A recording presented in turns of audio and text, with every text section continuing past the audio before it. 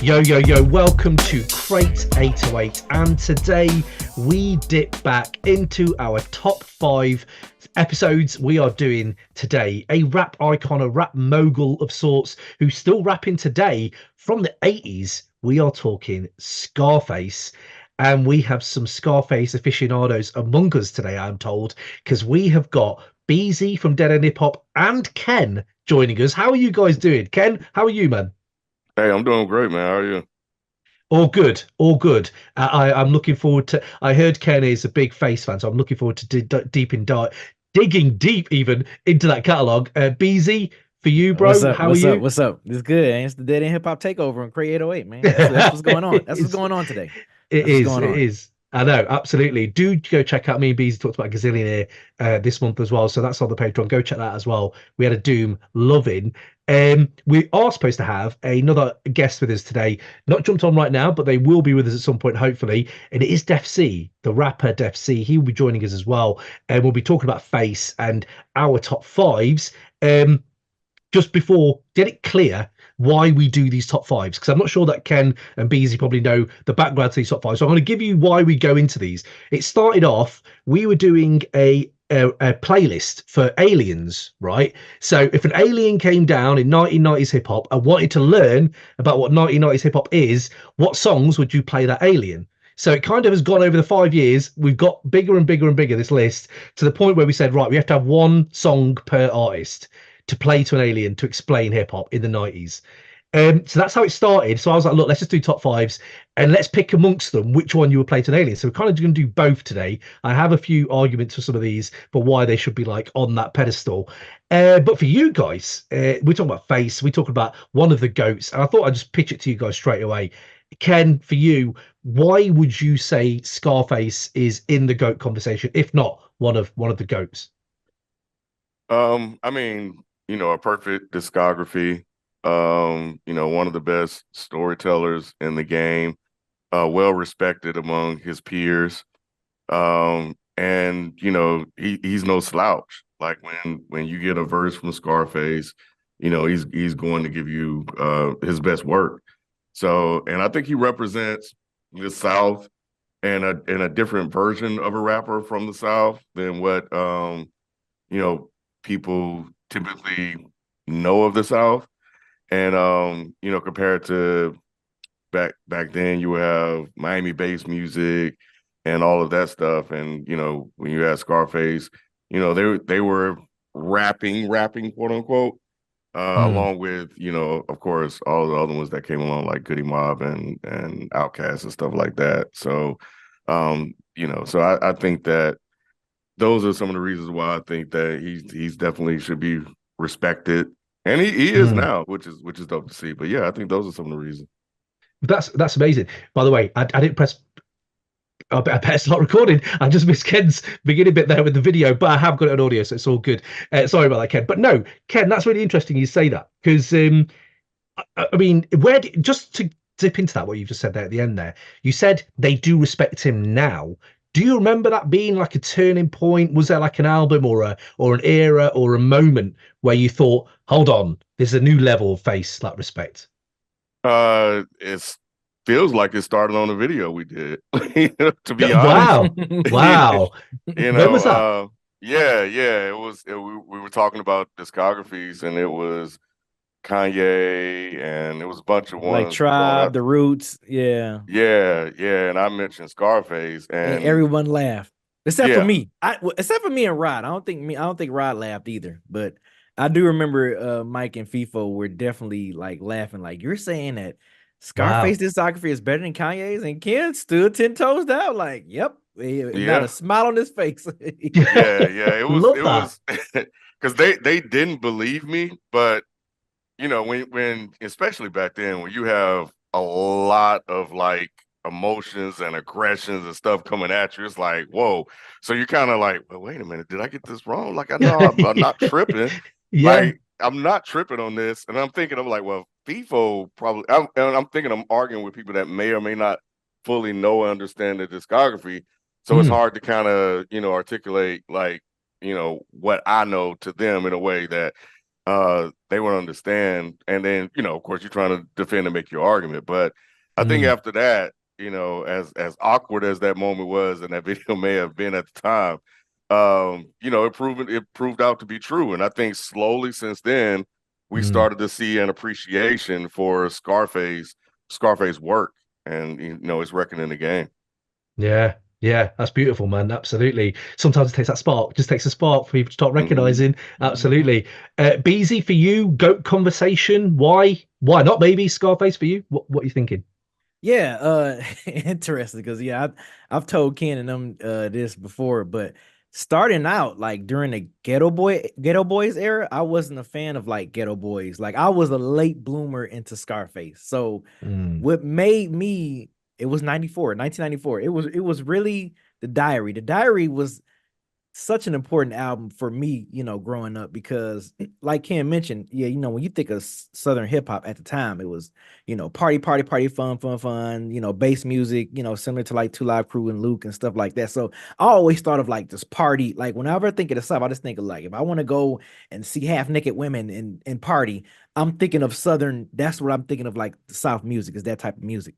Yeah. But Scarface, The Diary, Oh. and it made me go back, like like I tell Ken this all the time, like yeah, like that album made me appreciate Ghetto Boys now, because back then I was like, it just seemed gimmicky, Bushwick and Willie D, and they just seemed so gimmicky to me back then. So I was just like, Mm. but The Diary, not only that's such an important hip hop album, but it definitely made me respect the South. That album made me respect Southern. Like that was my Andre 3000, the South got something to say moment when that album came out. Like The Diary Mm. was like, I was trying my best not to put so many songs in my top five from The Diary. It's so hard, right? That Exactly. that album, it was very, very important to me. Like I said, not just to me, but just in hip hop in general. So I think a lot of people don't Mm. realize how important that album is. But yeah, that's what made Mm. me was like, okay, no, this dude Scarface, I am so sorry. Like I had to go back and really appreciate, what he was talking about with the Ghetto Boy. I was like, yo, this Mm. he was on some other stuff. So yeah, he was talking about stuff that wasn't really talked about in hip hop at the time. So yeah, Yeah. that's why he's GOAT to me. Yeah, ahead of his time, absolutely. Oh yeah, There's so many, even when he's with the Ghetto Boys, if you look back at that yeah, rhyming, there is ahead of its yes. time rhyming, absolutely. Mhm. And in that sense, he is. This is why I would put him in my GOAT conversation. Is that he is a head cornerstone of hip hop. Like there is a moment where everything kind of offsprings and builds off that cornerstone. Mhm. And I think someone said it. This is a while back, but someone said Jay-Z is like Jesus, but Scarface wrote the Bible. And I was like, yeah, I can feel that. I can Yeah, actually see yeah. the reasoning behind that. And even like Nas, like when you hear Nas, and I remember Nas coming out, when Nas got like quite introspective and stuff like that, and the inspiration was Face. Like Nas even came out and said that, that was Mhm. his inspiration, and Mhm. that's the like you said earlier, Ken, that his peers, massive respect, like from the peers, and what he brought to the game. For me, as I've got older, I've appreciated it more. At the time, at 15, I couldn't have said this, but now I'm like 40 and my sonic palette's a little bit wider and a bit more understanding of music as a whole. And I just thought this is just blues inspired introspection rap that pioneered like a whole subset of hip hop afterwards, if you know what I mean. So I think that, along with his collaborations as a kid, I'd see him pop up on different albums that I maybe didn't expect him to pop up on, and it was like, oh, this is interesting. He's evolving outside of he's extending outside the South. He is going on other people's records and helping hip hop evolve generally. And that collaborative work, I think, was really key to that kind of evolution of, if that South artist can do it, and I'm hearing it more. I was all coastal, east and west when I grew up. I didn't Mhm. know any South really. Like the South was outcast to me. So to hear stuff like this was like, yeah, absolutely.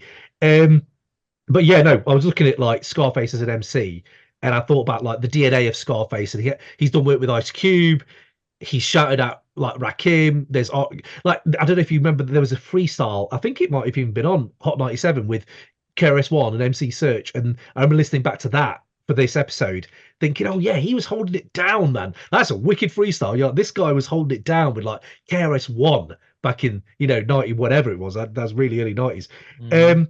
And yeah, so I think that's some of my reasons. I would say that he is. Uh, I don't know. What do you guys think? Is there a lot of people who try to sound like Scarface? I think he's kind of unmistakable when I hear him. But for you guys, did you see his kind of sound being imitated a lot? That's a good question. I can't say that I have.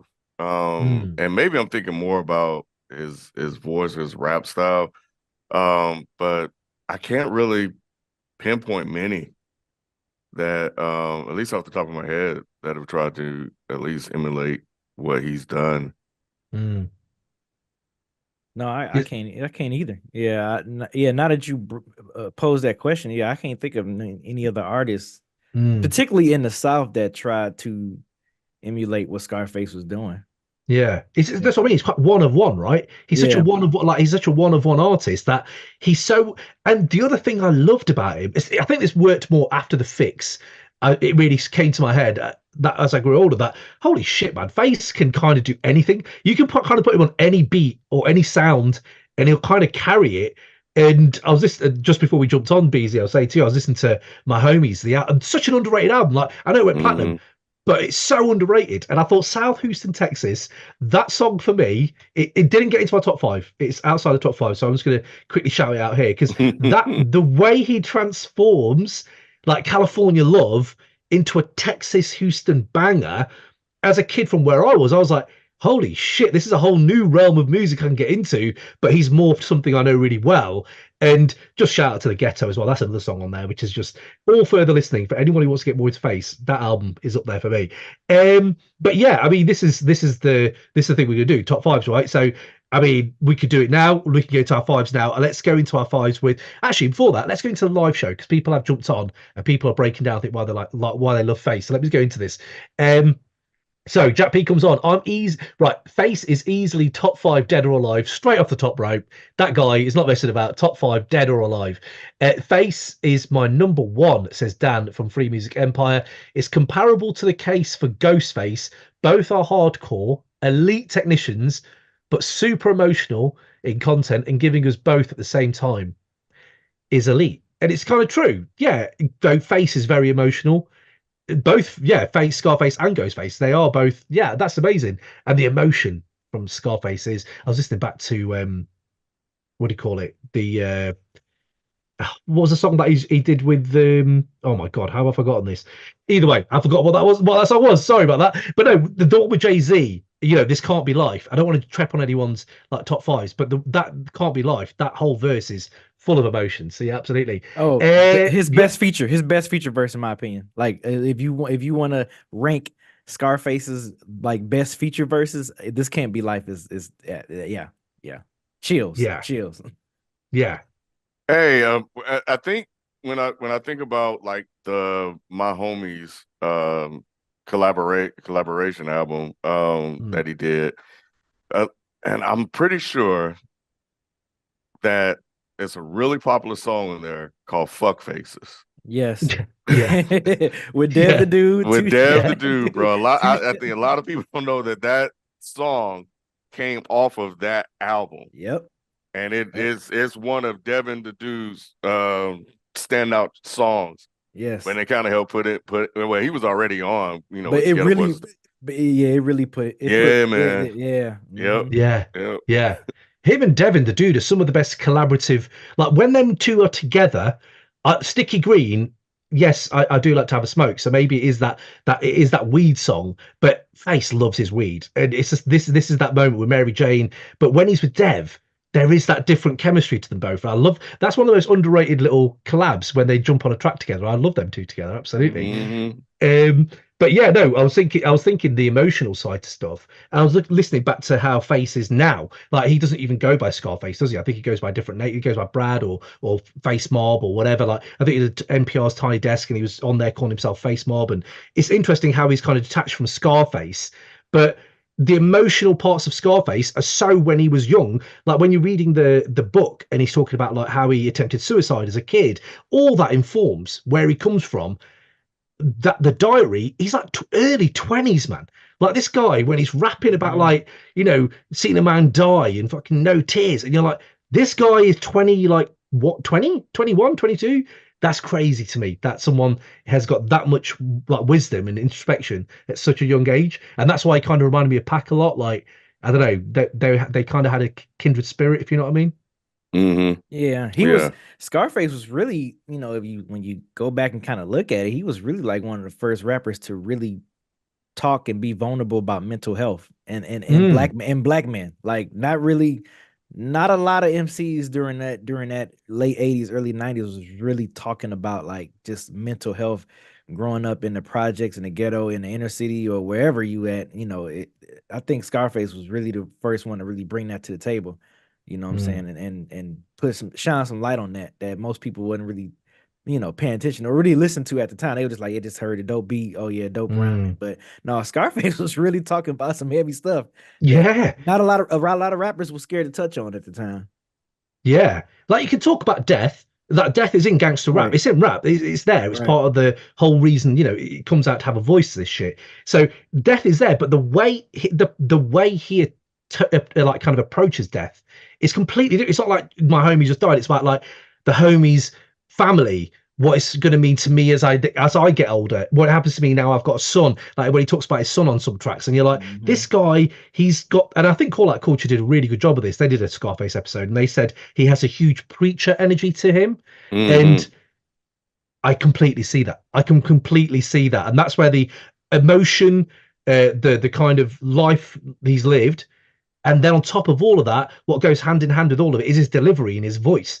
And it has that kind of gut wrenching, like kind of it pit of your stomach gut rap, like Mhm. it's coming from there. And you're like, this guy means what he's talking about. And you talk about this can't be life. And I think a lot of people who know about hip hop or are up on Face know that, he got a phone call before he stepped into the booth and like Mhm. that all that happened to him. And, that was so on the spot artistry. But I don't know if anyone's heard Win, Lose or Draw again on the My Homies album. I think that song for me, I was listening to that back and I thought, damn, that is just as gut wrenching, but he has hope. Like that's the thing, is he doesn't just sit there and wallow in it.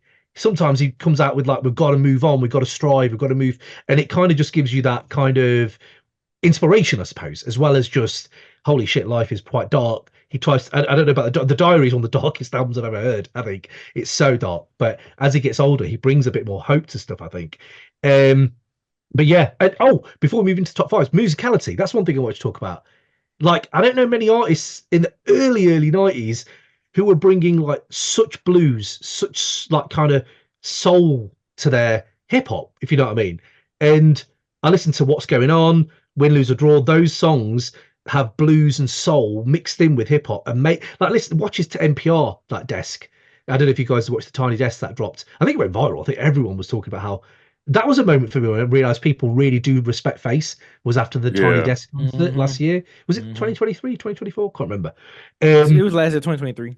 Yeah, it was last year. 2023, Yeah. right? Yeah, and that brought a lot of things back to me. But his musicality is amazing. The way he's playing it, the guitar as a lefty, upside down, Mhm. and all that shit. And Mike Dean's there, and I was like, holy shit, yeah. Mike Yeah. Dean was like amongst all of it, like him and is it Eno Joe, and you're like, these Yep. guys, the music they were making, it wasn't West, it wasn't they were really making their own imprint, and I think fair play, man, that you can do that, and the flow as well, like his flow, the way he like, I think they noticed it on the live show, on the live stream, they were talking about it, the way he's technically incredible MC, he'd always bring something different.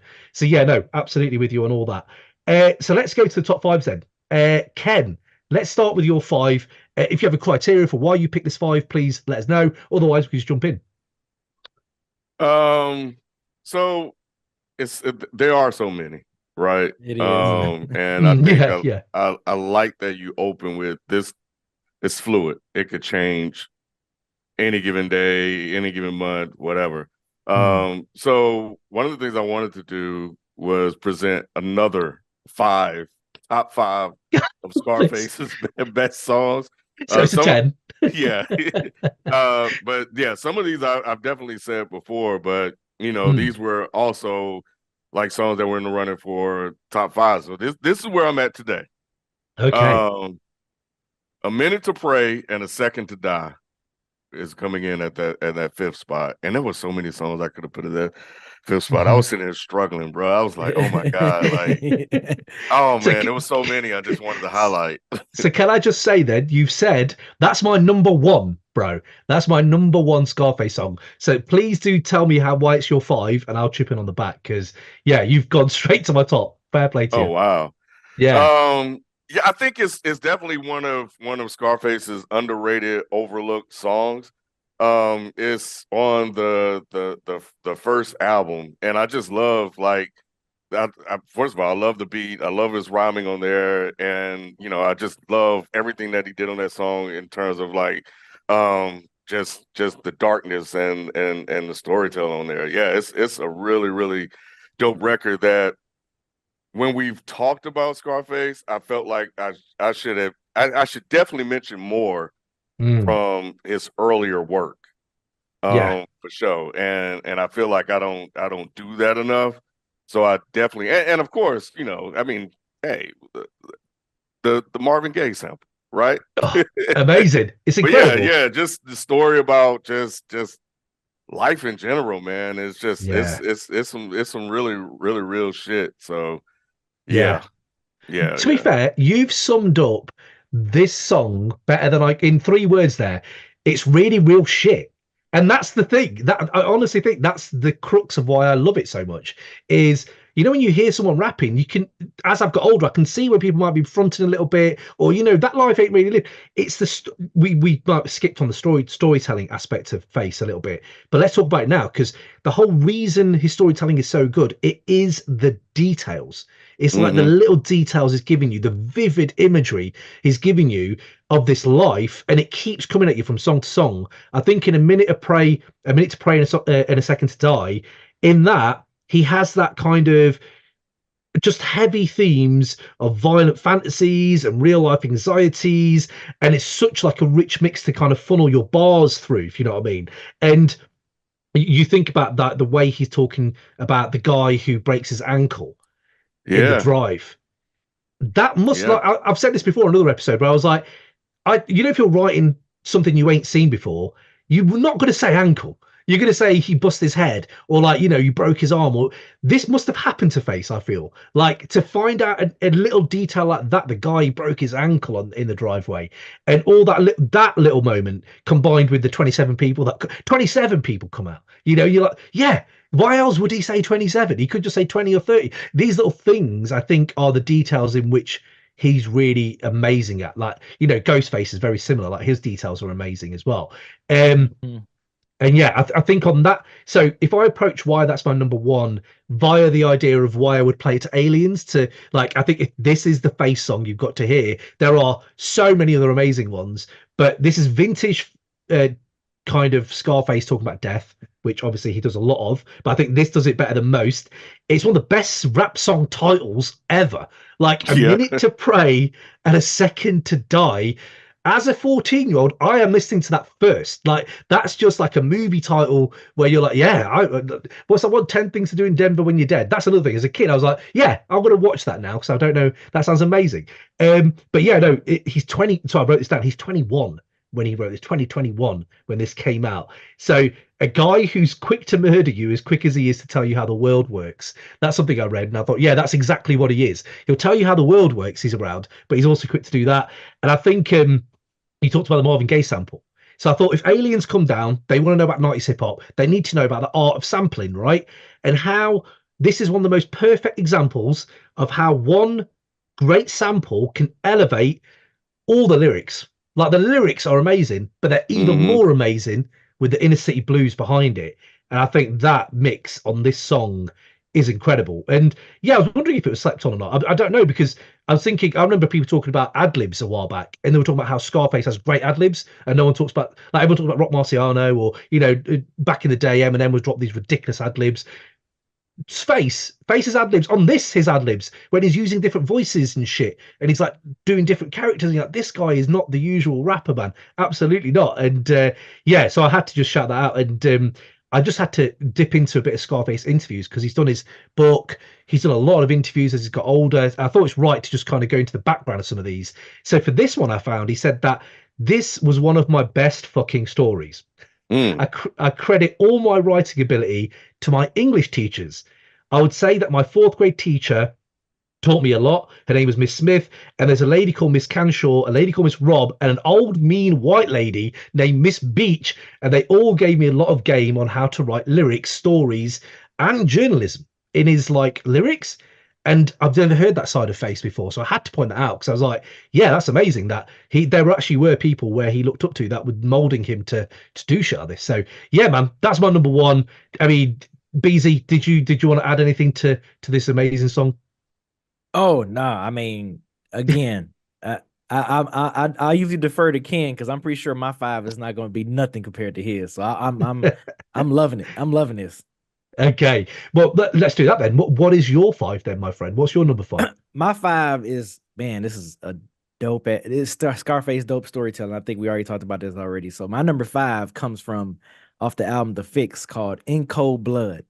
Mm. Amazing storytelling song. A dope Yes. dealing storytelling song at that. But yeah, yeah, In Cold Blood, The Fix is probably and that's like my top 3 favorite Scarface album. I freaking love The Fix, man. That's another one of those you let it play. You just pop it in, let it play. Yep. Every song on there is just, it hits you.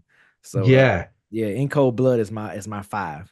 So what is it in Cold Blood? That's who's the production on that? I can't remember who produced that. Kanye Is it West. Kanye? Yeah, because so it's Kanye. This was when he was like the president of Def Jam South. I remember they branched off to Def Jam South, and he was kind of like one of like the Yes. head honchos for Def Jam South during the late 90s and going into the early 2000s or whatever. So this was like his first album being under Def Jam, Yeah. Def Jam South.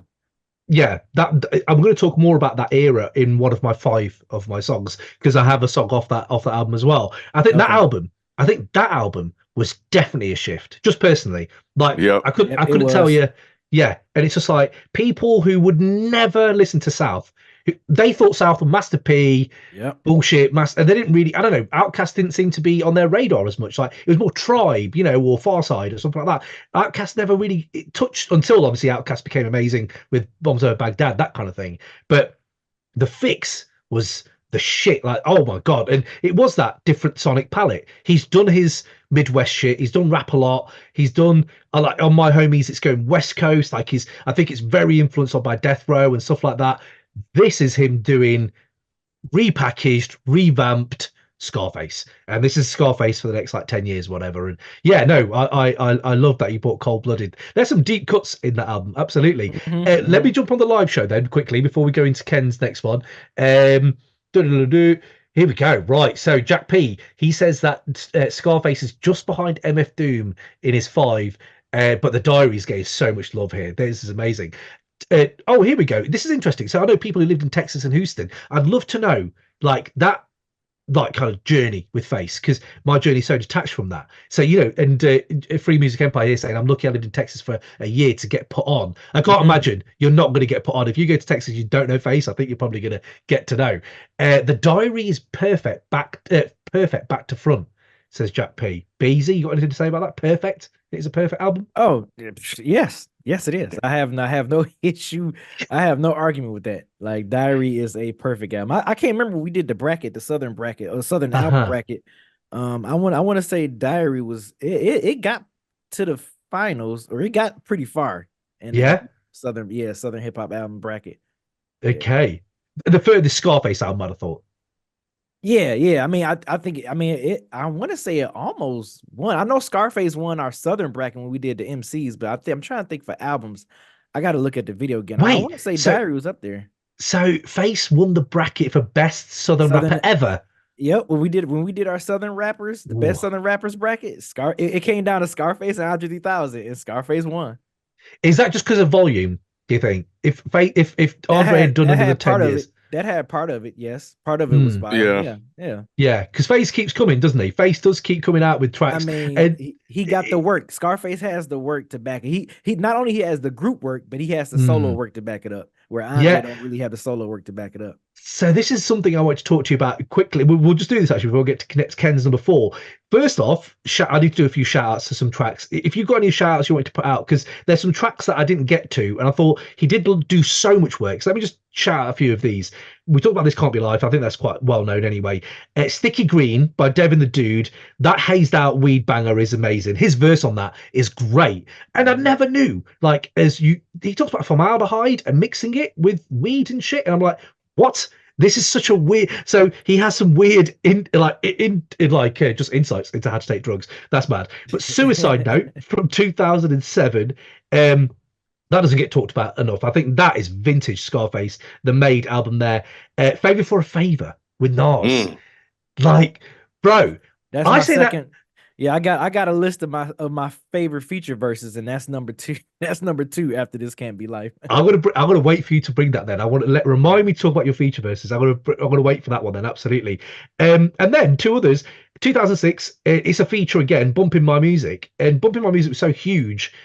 But that verse is so legit. I love his verse on that. It's the beat works as well so well. And my last shout out is a more modern one, but I shouted out in 2023, and I want to make sure everyone knows that Face is still ridiculous, because in 2023 he dropped a feature on Street Made with DJ Muggs on the Soul Assassins 3 album, and the way, like, I don't know if they put some like treatment on that voice or what, but it's cavernous. It's like a cave. I'm like diving into that voice. It's incredible. Yeah, incredible. And the last one I had here was Among the Walking Dead, a track that I'd had on like a mixtape I found like ages ago, and it's a top 10. Like, this is a Scarface song from a film called The Walking Dead, which I'd never, not the zombie show, an actual film from 1995. It's a 1995 film called The Walking Dead, which I have completely forgotten. But Face has a song on there, and it's actually really good. I forgot how good it was. So, yeah, another bit of further listening for people out there. And I'll hear your honourable mentions as well. But you said there about solo artist and his solo career. And I started thinking about that. And I thought, like, what other rappers have gone solo and done well? And actually, is Face kind of got the best solo run after Ghetto Boys? So I had a few of these, and you guys please chip in on these. So a few I'd thought of was Ice Cube, that was the first Dr. Dre, Cube, Dre, Buster, Ghostface. Ghostface was another one I was gonna name. Yeah, Pusha T, I suppose, if you think about it. Lauryn Hill, only she had one album. Pharoah Monch. Ooh, that's a good one. I can't believe I forgot about one of my favorites, Pharoah Monch. Yeah, that's another good one. Pharoah was one there. Bun B, and then don't really. I have a few different ones like Q-Tip, I suppose, stuff like that, Big Boy. But if you had any others, please let me know. But I was thinking, out of those, I mean, like we've said, Cube's is elite. His solo career is elite. So maybe Face's level, or maybe second to Cube. Oh no, he's not second. Cube had the dip. Q had to fall. Oh, Cube had the dip. He had the slippage, man. The War and Peace. It's hard to recover from the War and Peace volume. This 1 and this 2, man. Oh man, right. That was hard. That was tough. That was Scarface he had nowhere near that. So that's true. So you're saying so far, so good. The dip. I would say the dip is what hurts Ice Cube. But you're saying the highs aren't high enough. The highs aren't high enough. Death Certificate, no. American Most Wanted. Those lows were so bad. Oh my god, they were so bad. And I think that's why we get so hurt about when me and Ken talk about SQ, because we just be like, oh man, what if? Like, what if he just would have stayed at that, at that pinnacle he did with his first 4 albums, man? It was just like, Okay, let's play a bit of What If then. I don't know this is a Scarface chat, but you're both here, so I need to chat about this. What If? So when did War and Peace come out? That's the big low, right? It's 98, yeah, say 98. Yeah, 98, 99. Yep. Okay, so 98, 99. He's gonna do an album. It's not War and Peace. Who are you putting Cube? What crew? What producer? Who's he? What way is he going in 98, 99 for him not to have that dip and to maybe rival Face's discography? I mean, I would still say work with Dr. Dre, because at that time Dr. Dre dropped kind of 2001. So I mean, Dr. Dre was still pumping out heat. You know what I'm saying? He could have linked up with Dre and had some songs produced. Probably did a whole album. I mean, he could have, if he really wanted to go for gusto, he could have just did a whole album with Q. You know what I'm saying? Like with Dre. You know what I'm saying? If Q wanted to do that, because Dre was still, like I said, so during that time he was still producing great beats. Yeah, 98, 99, that Slim Shady LP. You're right. 2001. Yeah. Right. Yeah. Ken, what you saying? What would you put him with? Yeah, no, I didn't even think about Dre, but that actually is I was about to say I forgot about Dre joke, but It was there. It was on the table. You left it on the table. No, it really was. But yeah, that's actually a really, really good one. Because I don't know what the Bomb Squad would No, at that Yeah. time. Yeah, Yeah. late 90s. Yeah. Yeah, yeah. I think PE might have dropped like some soundtrack songs now and again there, like on some Spike Lee. He got Game, I think that was around that time, stuff like that. Defcee has entered the chat. Wicked, here he is. He is jumped on now, by the way. So yeah, we'll jump in with him as well. But okay, I love them little what ifs. I love like going down them little crevices. Absolutely. Once Def's on, we can talk about his 5 as well. I'll quickly jump into. Is there anything that I've missed? No, all good. No, all good. I haven't missed anything on the live show either. So, whilst we wait for Def to jump on, where are we at? Ken, you're 4th, isn't it? It is, yeah. 4, 5, yeah. Ken, number 4 for you, my friend. What have you got? The Diary, which is his closing track off, of course, the Diary. Again, I think that is one that I highlighted on a video. And what I love about this one is that he's challenged by this guy that come into the booth like, yo, I think I can mess with you. He was like, oh, for real? And then he just raps. And the guy was like, all right, you know what? You got it, bro. I'm out. And he was like, oh, wait, what's going on? What are we doing here? So I love that, it was like he felt challenged. He wanted to put down this guy. I think that is so dope. And it's a good way to end, that album. So it's always been one of my favorite tracks from him. That's amazing. Yeah. That is amazing. When you challenge a goat and you see them step up and their back gets straight, I love that. I love it when an MC gets a little bit pushed. And yeah, totally here for that. Absolutely. The Diary's a great shout because of all the album, that's not near me. My criteria was like trying to keep, a bit of Scarface here, a bit of Scarface there, different type of like moments for Scarface. I could have easily put all the Diary in there, but I don't think the song would have got in my 5. So I appreciate you bringing that. Absolutely. Beezy, the Diary, anything to say on it? Oh, yeah, perfect way to close out a track. And I think that what was so dope about that track is you got to think at this time, this is the mid 90s. So the South wasn't really looked at as like rhyming MCs or MCs to come out, like that was always New York. Like, yeah, man, see how you rhyme in the booth, I can outflow you. So like for Scarface to show that being from the South, I thought that was amazing. Thought it was amazing. Yeah. And it's one of the best closers. You're right. So best closing, people out there, let us know best closing songs to rap albums. I'm always here for a bit of that. But yeah, very good closer. Absolutely. Defcee, how are you, my man? I'm embarrassed right now. I'm so sorry I'm late. I apologize. Good morning, everybody. It's all good, man. Hey, what's going on? Hey, what's going on? Beezy, nice to see you again. I think the last time I saw you, me and Ad2 had a rap workshop that you joined for during the pandemic. That's right. When Craig said your name, I was just like, damn. See, I said, why that name sound familiar? So good to see you, man. Good to see you too. And King, man, I'm a fan of what you guys do. I'm a fan of how you guys talk about hip hop and engage in the conversation in a way that's like very much nuanced and reminds me a lot of like how my friends and I used to talk about hip hop when we were growing up, which is like that's the best way to talk about it. Yeah. So, bro, jumping on the back of that, that's exactly why I love you guys as well. It feels like my own friends are having a chat and someone's getting rinsed over here, someone's getting burnt over here, but you have to stand your ground. Yeah, absolutely. Love it. Yeah, definitely. So it's an honor to be on this call with you guys. And I apologize again for being late. I'm out of town. I had a show last night and it's all good, man. It's all good, man. It's all life good. be life, man. Life be life. Life be life. Yeah, yes. Absolutely. Very true. Well, Def, I'll give you a quick catch up then. We have, and I'll get your thoughts on these as well. So we've talked about why Face is in the GOAT conversation, why he's one of the GOATs, what he brings to the game. We've dipped into our 5s already.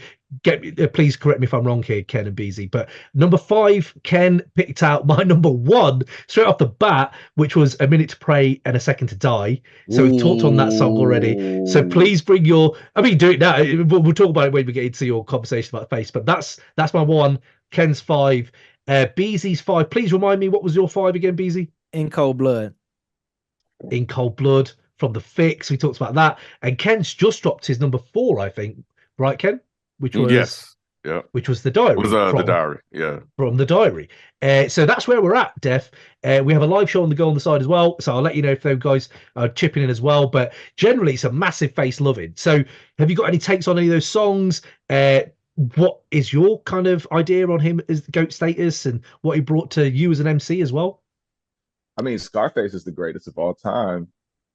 I don't know that there's much needed to add to that, apart from the fact that, like, I can't name a rapper who had significant part to play in a classic album in the 80s, 90s, 2000s, or even like a 4.5 four mic album in the 2010s like he has. And I also don't know of very many rappers who not only influenced the people who came after them, but influenced the people who came before them as well. So somebody like Yeah. Chuck D, for example, is like a huge Scarface fan, and Scarface is a major fan of Chuck D. And I don't think that there was like really any precedent for that before Face. And also Face influenced Biggie and Pac, arguably two of the most influential rappers in the history of hip hop. So, I mean, in addition, yeah, like, and that's apart from the fact that Face has always been a very good rapper. Yeah. Song like In Cold Blood, like that whole The Fix album is somehow still slept on, which I don't really understand why that's the case. But he's always been a very like technically sound rapper who's also been able to make incredible music. And he's like he's a blues musician. You know what I mean? That's what I Like said. I think that the music comes from a very deep-seated place inside of him. And to hear him talk about what he was talking about at the time when he was doing it too, that kind of vulnerability and openness was so atypical, and it really set precedent for artists who came after, who were talking about that kind of vulnerability, and it allowed them to be vulnerable too. So, you know, not everybody had to be a superhero, and he actually found a way to make his story into a superpower in and of itself, and he's kind of been doing that ever since. So that's why I think Face is the greatest of all time, and I think Minute to Pray, Second to Die, In Cold Blood, the title track from the Diary, those are all excellent examples of everything. Where everything just comes together. Like, oh, he's shooting on all cylinders. That is a triple threat. He can do emotion, he can do gangster, he can do this. And then sometimes there's a song where all of it just comes together. Yeah, this is the one. Yeah, absolutely. So Def, well, let's get into your 5 then, Def. Like, what is your number 5? What did you have? Sorry for What. Sorry for what? Sorry for What from Last of a Dying Breed.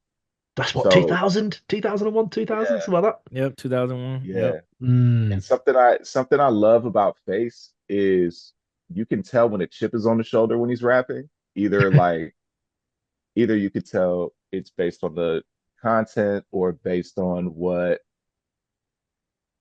he feels like he's been slighted in some way, shape, or form. And when that battery is in his back, I just love that.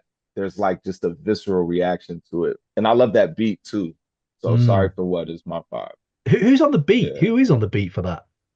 I don't know who's on the beat. It might be N.O. Joe. It might be Wait, a slept on legend, by the way. Like, okay, when I say slept on, I don't know the South. There, he may have been put on that huge pedestal. Hopefully, he is. But when you revisit, holy shit, the credits are just, oh no, that's him again. That's him. All the bangers on my playlist are N.O. Joe. And I'm very old, Scott. Like, as I've got older, I do find myself going back to his early albums a lot more. I don't know, maybe I'm just harkening. I just want some of all that 80s kind of early 90s vibe in my life. But that is all that. And yeah, so big up. Just wanted to take a second to just shout him out, because incredible output, and one person who should definitely be remembered more, as well as Scarface, the producer, by the way. Like, we talk about the My Homies album there, Def. Me and Ken and Bees were talking about it. I was thinking, Face is composing and producing a lot of this. And that album is so wild, man. It's wild shit. And it's great. It's someone who's really just and putting his people on at the same time, putting people on that whole album. So yeah, absolutely. That's a wicked number 5. I love that. So let me do my number. Oh, I haven't done my number 5. Let's do my number 5 then. My number 5 is okay. So this was my number 1 for a while. And it was my number 1 song to play to an alien to teach it 90s hip hop. This was. It is Hand of a Dead Body featuring Devin the Dude and Ice Cube. These are the responses I needed for this song. We've already talked about, just so you missed it, Dev, how Dev and Scarface on a song is just a really slept on, like underrated collab. Whenever they're on together, there's something good comes out of it usually. And Hand of a Dead Body, Devin the Dude is amazing on that. The only reason it's 5 and it's slipped is because Cube's verse isn't as amazing as I remember it. As I'm listening back to it nowadays, I'm like, yeah, it's great. And more, I remember it for the video. I remember that was Afro Cube. Was it Afro? Yeah, I'm pretty sure on that video where they're doing like the press conference and stuff. And that was like an icon to me. Like that was I've got it now, but I wanted t-shirts with his Afro on, And I was like, that just look was so fucking cool. I think it kind of distracted me from the actual verse, because actually the verse isn't as great as I thought, but he's flexing, he's trying to do something a little bit different. But it doesn't matter, because Scarface's verse is the number 1 gangster rap retort to Dolores Tucker, to censorship, to people lambasting the genre, right? In the, what is this, 94? So this is the height of that critique, of people like just going at gangster rap for being bullshit. And I think if you're looking at, especially if you're talking about aliens, you're like, this is the retort. This is our argument for why gangster rap should be like gangster rap is. And I think the way he's just shouting down the systems of power, and his opening verse about gun violence in America, while he's like on this motherfucking mission, that whole thing about like Gangsta Nip, Spice One or Tupac never gave me a gun. I was just like, yeah, man, this is my shit right here. This is my shit. And it's just like kind of shouting down those people who are telling you, no, don't enjoy this music. Fuck you. This is the music. And I think that power of the commentary is massively impactful for someone like me over here who ain't living that life or anywhere near that life.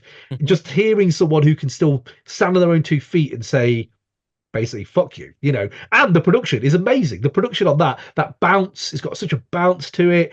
And like I said, Devin's amazing. So yeah, that's like my number 5. It's just incredible. But if anyone had any, I don't know if anyone else is 5 or anything, by the way. No, that song is actually number 2 on my list. The song Hand of a Dead Body. Yeah, that's number 2. Wow. Okay. Yeah. Bring it, Beezy. Bring it. Yeah, that's number 2.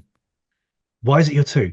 Oh, this is interesting. Oh, because Scarface. I think, like I said, I was trying to hold back on not putting so much songs from the Diary on here because that album is so important to me. But yeah, man. I mean, of course, at that time, Ken will tell you, at that time, Ice Cube was like, yeah, it's Defcee. I know it's certain names when you say, hey, this is the GOAT, I don't argue. Scarface is definitely one of those names where if someone say he's the greatest of all time, I just be quiet.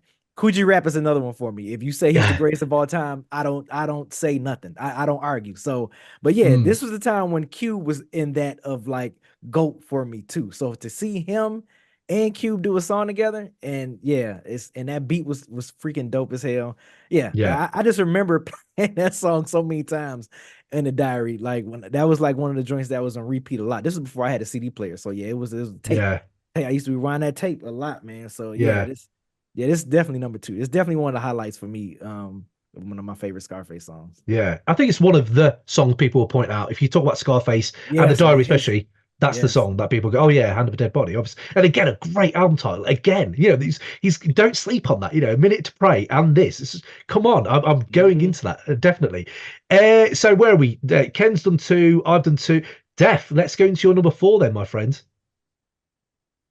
Guess who's back? Scarface, Jay-Z, Beanie Siegel. Yeah, that was my introduction to Scarface actually. Because I'm 34. And so I actually found out later, my 2 god sisters who are older than me and who introduced me to hip hop. Later, I saw like a home movie of us listening to Mind Playing Tricks on Me on the radio, because Yeah. Mind Playing Tricks on Me was being played on the radio in the early 90s, which is like, Yep. could you imagine a song like that being played on the radio now? Right. Nope. Right. You know, Nope. it's Yeah. amazing. I love Yeah. that song. But it's also not a Scarface song. But True. when I was 13, 12, I was in rap college listening to DJ Ferris on Power 92 in Chicago. Mm. He had a mix show, and he was playing at the time, he was in the Heavy Hitters DJ network, which I think was DJ Enough's DJ pool. So he was playing AZ, Jay-Z, and this is the stuff that I'm hearing. He was playing all the diss records like the Beanie Siegel and Jadakiss diss records. So I was really learning the craft and from those songs. And I remember hearing Guess Who's Back, and I was like, this is the most amazing thing I've ever heard in my life. Like I remember when he played it, he debuted it. I was like, I had recorded all of the mix shows to cassette tapes for like the Maxell. Oh, that's old school. Yeah, that is. That is old school. Yeah. That's old school. Yeah, look, my we were always a generation behind when it came to gaming consoles, any Oh, kind is of it? technology. Right, My right, parents, like, that was how they saved money. So it was like, all right, you're not going to get a CD player, and we don't have DSL internet, so use what you can. And so I used to like let that part of the tape rock until the song ended, stop, rewind, just study it over and over and over again. That's one of my favorite hip hop songs ever, and easily number 4 for me. So a lot of it is sentimentality, and a lot of it is also the fact that, like, I don't know, I think there's something powerful about 3 rappers go in the studio with a dope beat and just produce a song that's that good. Yeah. It's just I rapping. love that record. Yeah. It's that rapping, like that kind of thing. I don't want to, say it like that, but Face again, when he's coming out with this song, with this, 2002, 2001-ish time, and I think that time, I don't know if I remembered Face as being so energetic. It was energetic and fun and like catchy, fucking catchy. Like his other catchy songs, I don't know, like Smile isn't catchy to me, and like some of those other songs, like Smile is catchy, but not like I want to sing Smile today. I want to hear Guess Who's Back. Da, da, da, da, da, da. That's the kind of what I'm talking about, like energetic and fun. And that's the thing that I hadn't heard from Face a lot, and I've been more in the kind of depths of where he takes me. So that whole album, it's not just Guess Who's Back, but there's a few songs on that album that have that energy to it, which is like, I just think of Summertime. I think of Face being rebranded, revamped, and like, this is 2.0 Face, bang, out there for you. And I just thought he moved. What I remembered at that time is he moves with the times really well. Like, Kanye beats, Jay-Z probably in his prime at that point. Quick fun fact about Guess Who's Back. Kanye, who produced that song, he used the same drum pattern on that song as he did on This Can't Be Life, which he used same drum pattern from Explosive. So if you listen to to how the drums go on Explosive, Kanye used that same drum pattern on This Can't Be Life and Guess Who's Back. Oh, little gem. Love it when you drop a gem. Absolutely. And I believe it's the same sample that he used again on Sunshine. Yep, he did. Yep. Right. Oh man, the knowledge. I'm loving this knowledge. This is amazing. This is why we're here. We're taking you to school right now. So let's do this. Right. So 5, Ken. So you're on your number 3, my friend, I think. I didn't get my 4 yet. I didn't get my 4 your 4. Beezy, let's do your 4. Let's do your number 4, my friend. What have you got? It was actually Ken's 5. A minute to pray and a second to die. Oh right, okay. My man. That was my number 4. It was that joint. So when Ken said that, I was like, oh shit, like damn. I didn't think me and Ken was gonna have some of the same songs on here. So because I always, like I said, I defer to Ken when it comes to Scarface, because he loves that artist. That's like one of his favorite artists, and it's one of my favorite artists too now. So I mean, but I still defer to Ken because he was there from the get-go. I was the late bloomer. 94 was my introduction to appreciating the Scarface. So, but yeah, a minute to pray and a second to die, man. Like, I mean, One more. The title alone. When you look at the title, you're like, oh, I got to hear this song. Like, what is he? Yeah, man. It did not let you. It did not let me down. Did not. Yeah. Let me down. It's like it's an extension of his amazing storytelling. So everyone, if you're talking about storytelling, it's about storytelling. But extension of it is the song title. So the song title is like the chapter title or the book title, right? That's the thing. So I love the fact that he took care to. I mean, sometimes he'll just call his track G's, and I love that. It's like, yeah, it's literally just called G's, and it completely does what it says on the tin. And that's another shout out. That's a great song. I have a top 20 I'll list right at the end, by the way, because I had to. There's too many songs. So Ken, then you're number 3, then, my friend. What have you got there? The third one that I have is Mr. Scarface is Back, Part 3, the final chapter. Oh, yeah. I don't recall really seeing a lot of people mention this song, but man, the sample with the way it starts off with that sample of actually all I have is this world, and just the way he was rapping, that beat is so incredible. But he has just so many different things that he does in the song rapping wise to keep you interested as a listener. And I used to play this song over and over and over again. Like The World Is Yours is I don't know where I don't hear people talking about the album enough. You're gonna hear me talk about it in my next one. So yeah, man, I went to the album. The album's sick. Yeah, it's a really, really, really good album, and it of course obviously preceded The Diary, which was completely different from The World Is Yours, which was incredible. But yeah, man, this song, I definitely wanted to throw this one on here because it was one that I remember loving a lot, and even now when I just look at it, it's just I remember it. It comes up, and just the way, like, when he's telling the whole story in these different chapters, like, this is supposed to be the end of Scarface. So then he gets to the third verse and he's talking about how, like, women are your quick downfall. Like, that's real. Everybody can point to historically so many wars being fought over women and how it just leads to the downfall of nations. And it led to his downfall. And, she was like, she put the rifle to my head. And then he was like, nah. He's like, nah, he's like, nah, fuck that shit. And I love the fact he was like, yeah, I'm writing this song, but I can control how it ends. Yes. I'm not going out like this. Yeah. So it gives, like, a sense of, I don't know. It was just so dope. He was like, nah. You're not taking me out like this. Somehow, some way I'm gonna get out of it. And you want to hear, like, okay, well, what did he do? So yeah, this thing was growing. Hey, Ken, it's funny. It's funny you mentioned that album, Ken, because at my number 5, I was going back and forth between In Cold Blood and Now I Feel You. Like, I was about to put Now I Feel You. That was gonna be my number 5 because, like you mentioned, I think people don't talk about The Word Is Yours as much. But that Now I Feel You. I love that Now I Feel You because it's a perfect, like, circle of life type of thing. Like, how, like, when we were younger, like a perfect of when we younger, old dude saying, hey man, take your time growing up. Don't grow up too fast. None of that stuff. It's like it ain't that pretty up here being an adult.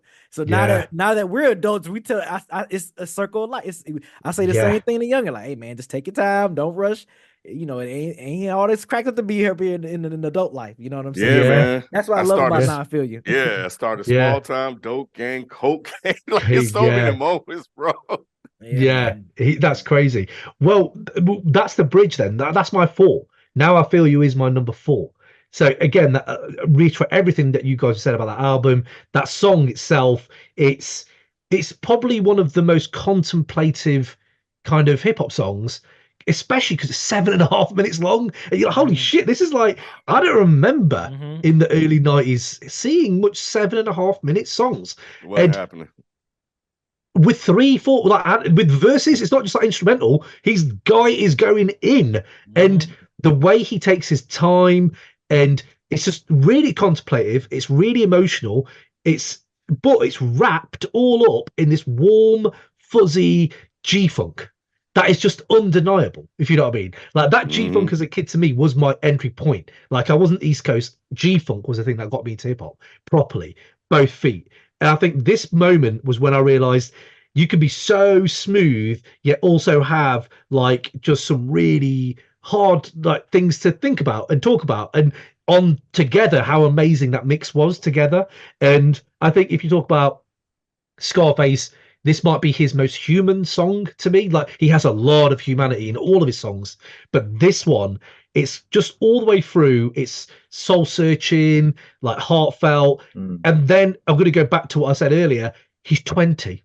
He's 20 years old. Yeah. And forgive me if I'm wrong there. Even if he's 22, that's crazy. Talk about a life lived, and you can go for 7.5 minutes telling me like this, and you're 20. That's crazy to me. And it kind of rejiggled in my mind what G-Funk could be, because I thought G-Funk was just Death Row. I didn't know what else was out there. So to see this Midwest kind of Southern sound coming out, where I was like, holy shit, this is the other level to it.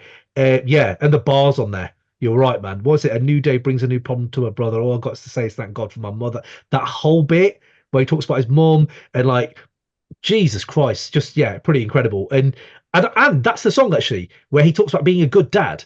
And I hadn't seen many optimistic kind of Scarface tracks in the early 90s. Like when I talk about optimistic, like there was hope, but this one's got some real hope in it, where he's talking about his kid's 4 years old and how he's going to play the father's role and blah blah, and everything that's key to him becoming close to his kid. I mean, show me many gangster rap albums in 93 or before that were doing this depth, and I think again that's another just example of how amazingly ahead of a time he was. And yeah, man, the clarity, but life's complexities here when he's talking about like the neighborhood peace, and he's like, we've got to stand united because we're always trying to nick each other's shit and all this. And to me over here, to hear that commentary, I'm understanding that world more. It's not black and white. There's loads of grey in there about, you got to stand together, but sometimes it ain't going to happen that way. And yeah, it's just a real learning curve from a 20-year-old. Mad. So yeah, that's my number 4. So now I feel you, the world is yours. Much love to all of that. Def, did you have anything to say on this album or on that song in particular? I think it's underrated, and I also think that what you were saying about Face and a life lived. Have you guys read Face's autobiography? Diary of a Bits and Madman? bobs. Bits and bobs. I haven't. It's good. It's good. Okay. But by that point, I mean, the reason he has so much to talk about by the time he's 20 years old is because by that point he'd been institutionalized like several times. He'd been institutionalized several times by the time he was like 13 or 14 years old.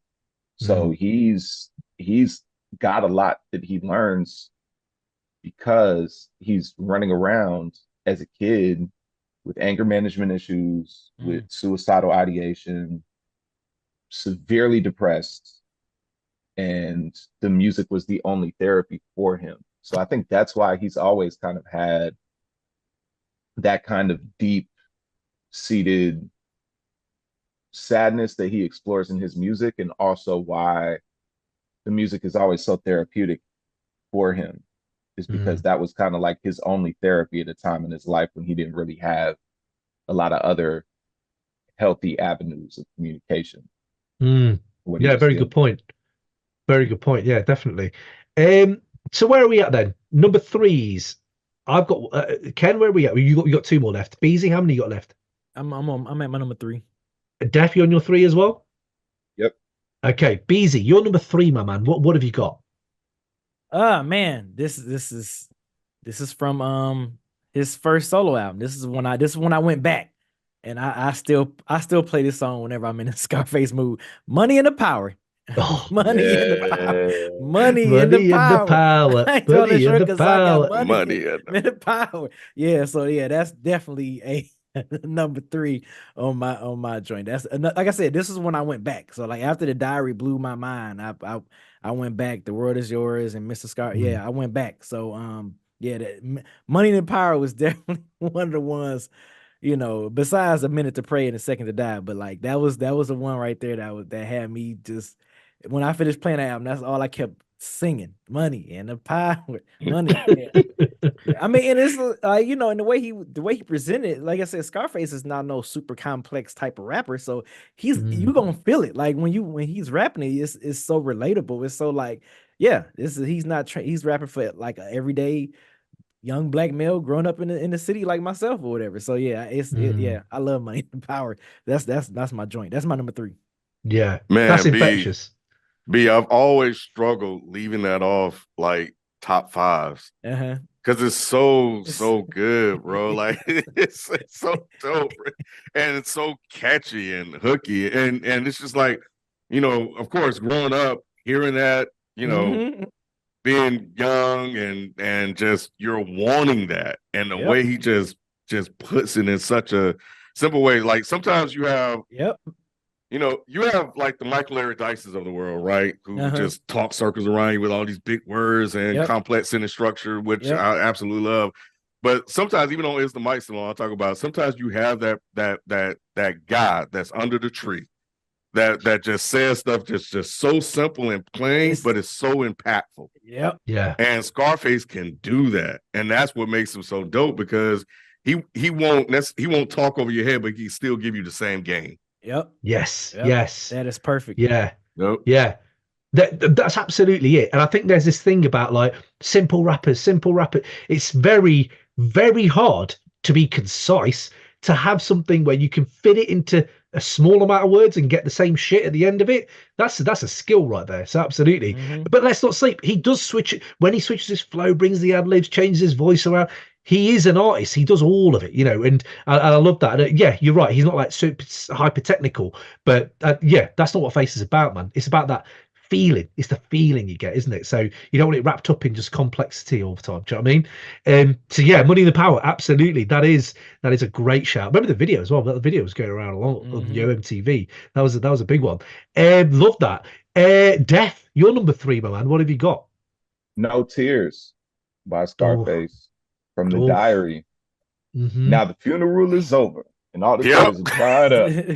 Like that. And then it's a great impression. Yeah, I mean, look, I've been listening to Scarface a long time, so yeah. I would hope so. But so for Ken and Beezy, I teach poetry for a living, and I've been involved in that since I was very young, as a teenager. Okay, so there are some things that poetry that Scarface does that are just pure poetry, and I remember the line, "I see your picture in my head and my hands shake." Like, just he doesn't have to tell you he's angry. He doesn't have to tell you he's upset with you. All he has to do is convey that. And I think all of us have had a moment in time where we've interacted with somebody who's made us feel that way. And that's the other side of Scarface, because it's the complexity may not necessarily be in the fact that he's using $1 million words, or the fact that he's got like 50 syllable rhyme schemes or something like that, but the fact that he's able to show you instead of just telling you how he's feeling. He's got a million ways to do that, and that's what I love about No Tears as a song. And I just remember the first time I listened to the Diary, I was a kid, so I was there for like Mind Playing Tricks on Me, right? And I was listening to that over and over.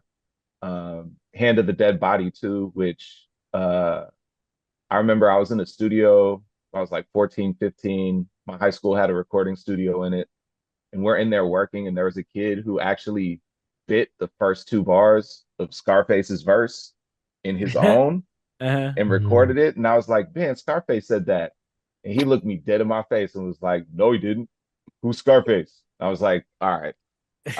So like, but when I went back and revisited it as an adult, No Tears was the one I kept playing over and over and over and over. I love that song so much. And it also is a great example of what Scarface is so good at, which is those first 2 lines of a verse. Like those first 2 opening lines, like even something like Southside.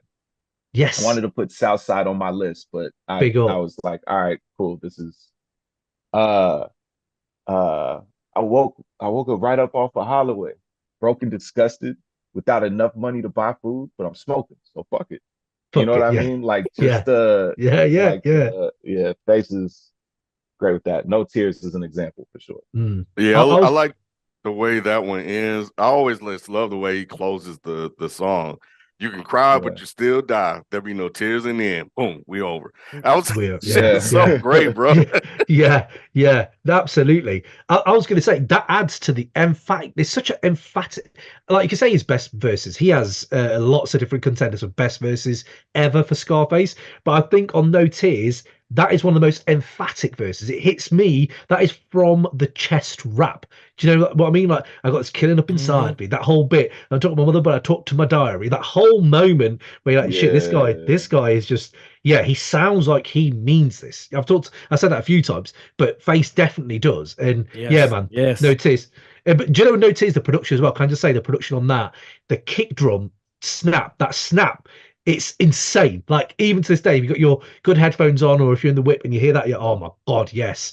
On No Tears, I didn't know if you knew the story behind it, but I have been going to a few Scarface interviews where he talks about some of his key songs. So I thought I'd just put it out there for the listeners as well. So Scarface, talking about No Tears, said that record came out when this kid died, and I wrote this record. A friend of mine died in 1992. He was in his house with his girl, and there's a guy on the couch asleep.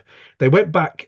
When he came back, his girl was shot through her hands and her face, and she was dead. And my homeboy got shot in his face. We never knew who did it until about a year ago. The murderer confessed to the murders. He was serving time in another case, and they were murdered over money. And I'm like, you said it there, Def, about his life lived. Yeah. And you're like, that is 94, what, that song? So this is 92 that has happened to him. Yeah, that is an abundance of life probably no one ever really needs to see at such a young age. But the fact that's the stuff that was going on in his life, I just thought I had to inform that song. So yeah, man, No Tears, amazing. Should we do my number 3? Like, what have I got for number 3? Yeah. Oh, right. Number 3. What's your 3? Let's do this. I Seen a Man Die. Like, sometimes you're getting to a song which is gateway hip hop. So gateway hip. What song do I need to hear to get to know this artist? And everyone has 1 or 2 or 3 where you be like, listen to this first. I don't know, MF Doom. A lot of people might say accordion or something like that. Listen to accordion first, or some Figaro, something like that, maybe off of Mad Villain.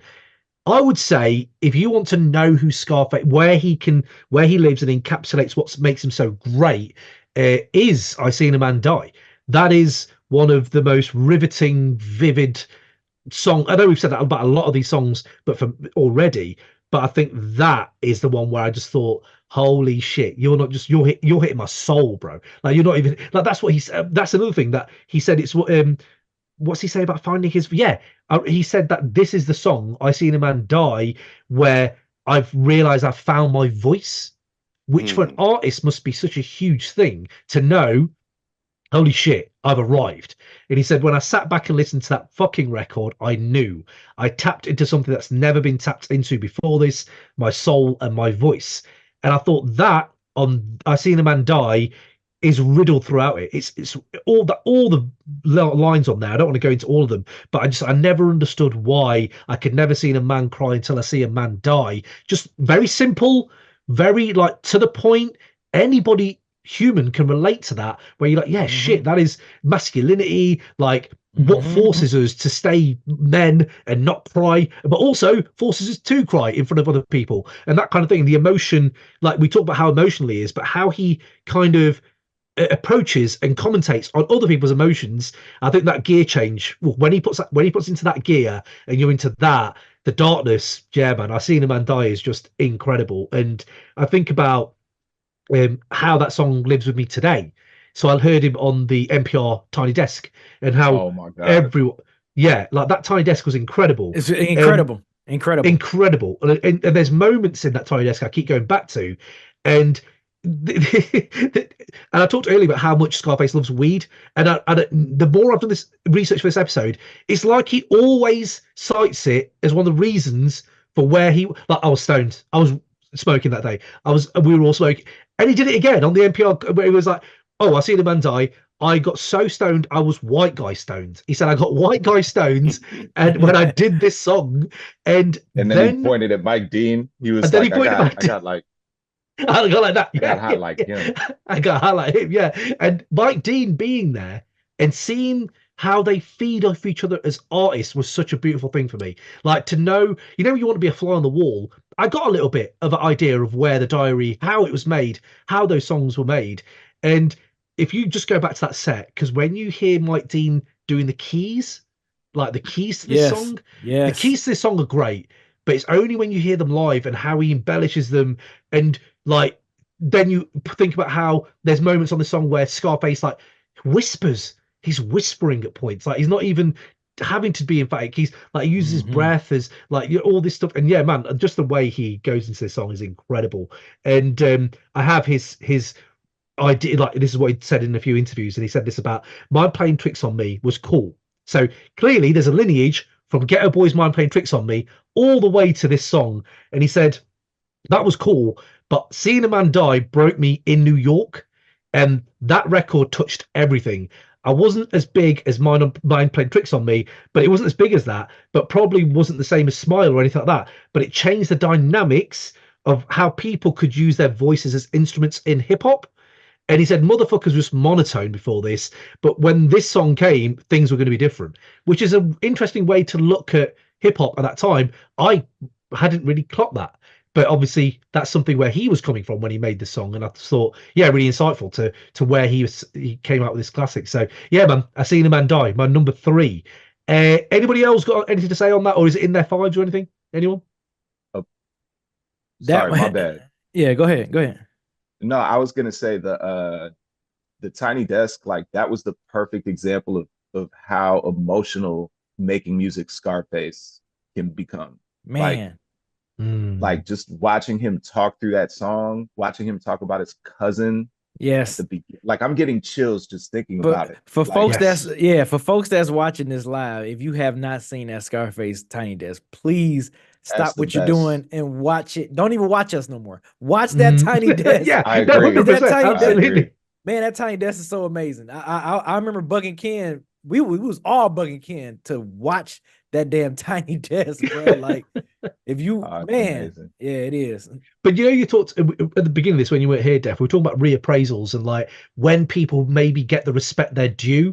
And Ken and Beezy and I were talking about like there are moments like, you know, when people started to maybe reassess Scarface a little bit. I do firmly believe in today's world that NPR desk has led to a lot of my personal friends reappraising his music, going, oh, actually, yeah, no, it isn't just, you know, the fix. There's more to this guy, and yeah, no, incredible. So yeah, no, absolutely, the NPR desk is amazing. So number 2's then, Ken, what's your number 2? Yeah, this is gonna be good. What's your number 2? Jesse James. Jesse James. Okay. This is Scarface. Scarface's "You Got Me Fucked Up" song. Because he talks so much shit to people on this record, bro. You know, and it's just like, and you listen to it, especially as a young cat, it's just like, you know, it kind of it empowers you in some way. But to take this name, because I remember looking at the track list, I'm like, Jesse James, like I don't even like westerns, so I was like, what is he gonna do with that? Like, how are you gonna flip like this western into this song? But the way he was doing it was crazy. He was like, you came around this motherfucker and let me do you like Jesse James, and it's like you immediately just get it. But yeah, man, it was just like it's just so easy, like the way he does and the way he rhymes. He's like, and then it's right before he died, fuck. Bro, it's just like there's so many things he does on this record that just every time you listen to it, it's so vivid, you know, and that's what I love about it, you know. And like, it ain't no studio up in me, and all that bullshit I'm hearing you talk only offends me. I'm just like, yo, what in the world? You know, it's just like, yeah, he's like, this motherfucker got me bent. I got to break. This dude don't put his hands all over my face. He best to chill before I hit him with this lace and catch this motherfucking case. It's just like, it's like, this is a warning. He leave before shit get real. Yeah. And if you don't, then I'm gonna have to do you like Jesse James, bro. And now I'm gonna have to pay. You suffer for it, and so am I. You know. So yeah, it's yeah, man. This shit is crazy, bro. Like this is a really, really, really dope. And then, you know, I think towards the end is where you can try to get super rap nerd or whatever and don't relate. But you know, it's just like we're all born to die, ain't no screaming. You know, he said, because life has no meaning. Life has no meaning because we were all born to die, no screaming. And then you think about a minute to pray and a second to die and all the other stuff. So yeah, man, this is one that I think people need to pay more attention to. Yeah, yeah. I think that Jesse James for me, it's nice that because he is from Texas, he had that Houston thing, and you're like, yeah, to get like a cowboy reference it kind of makes sense, but also it could easily be like just corny, maybe I suppose, but nah, it's just completely killer. It's so cutthroat. Just is that the same song where they shoot up a funeral? I can't remember which one it is, where they shoot up a whole funeral. You're like, holy fuck, man, they're shooting up funerals now. But yeah, this is on the diary. There's all these moments. But yeah, no, Jesse James, absolutely love that. Anybody else for Jesse James? Anyone got any points on that album or that song? I just love like what Kim was saying. I just love when Scarface gets in that mode where he's just punching you in the chest repeatedly. Like that's all he's doing. It's just Yeah. like back to back to back to back to back. Mm. And that song's a great example of that. Yeah. Yeah, love that. Wicked. Beezy, number 3 or 2 for you, my man. Number 2. And Number that's 2. it was I think you're number 5 or 4, Hand of a Dead Body. Oh, Yeah, remember? so Yeah, what are you on then? How many you got left? Just your number 1? Yeah. I'm just want my number 1 left. But are we at number 1 or are we No, still let's get there. Let's get there. I'll go to Oh. Def then. Def, where are you at? Mary Jane. Oh, Mary what's that, Jane number is 3? my number two. It's number that's 2. my number. Oh, I'm number 3. Damn, I thought you were calling on me for my number 2. That was No, my number 3 was no. No Tears. So Yes. my 5 was So you're on Sorry 2. for What. Yeah, so you're on 2. Yeah, I'm on 2. So your number 2 is Mary Jane. Mm-hmm. Correct. Let's do this. One song he did not write while he was high on weed, which I think is one of the funniest things ever. He was on ecstasy when he wrote that song. Yeah. He was on ecstasy and he made a song about weed. It's incredible.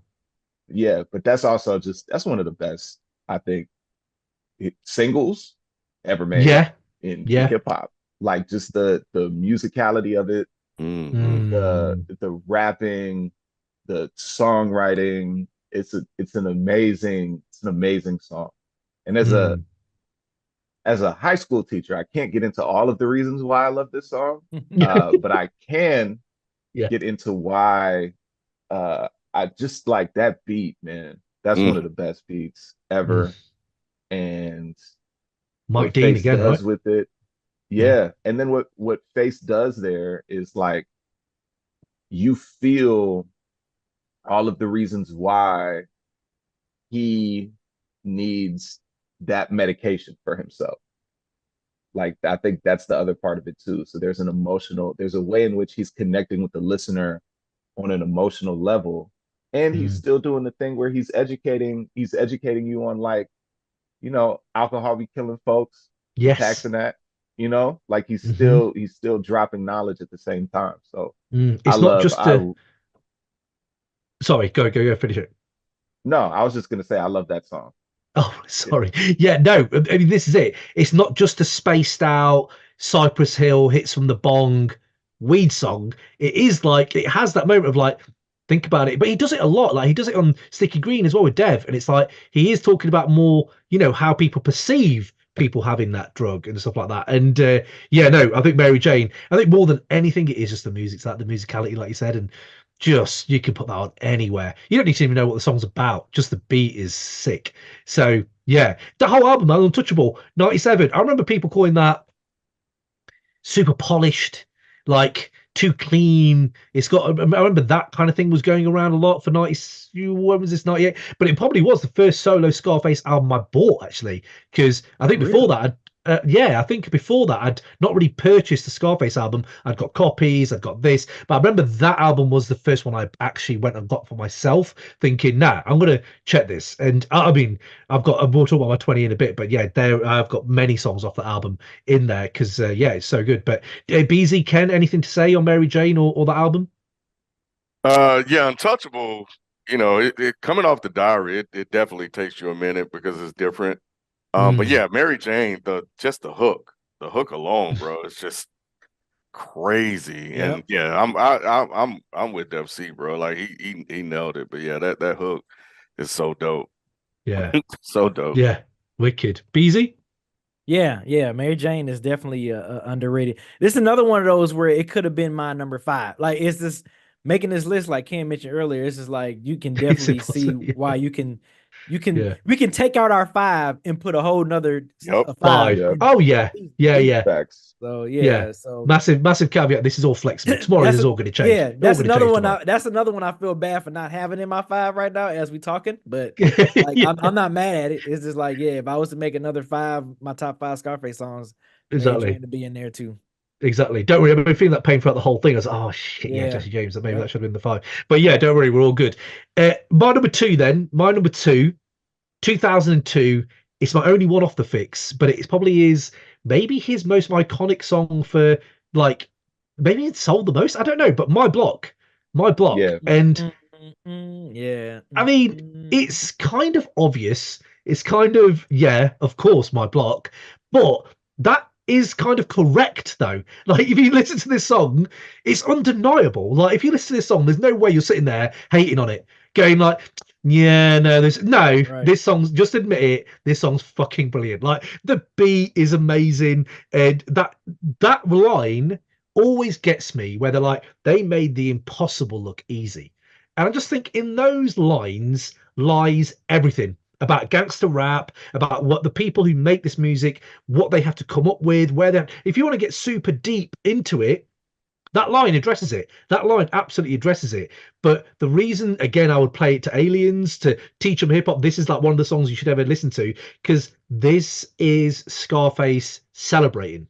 And I think that it feels like the clouds part for a moment and he lets the sunshine in and you can hear it in the and it's glorious, it's amazing, and it's just one of the most catchy beats in hip-hop generally. That ding ding ding, like I've heard it how many times when you go out, open mics, whatever, it's always on. If someone does a freestyle, on my block might come up, and I've said it a few times about the fix generally, but this is Face 2.0 where he's revamped, he's going on to expand hip hop even more, and its bright, shiny kind of sound goes with his earthy musicality we've already talked about, the blues and the stuff he's already bought for 10 years, 15 years before this.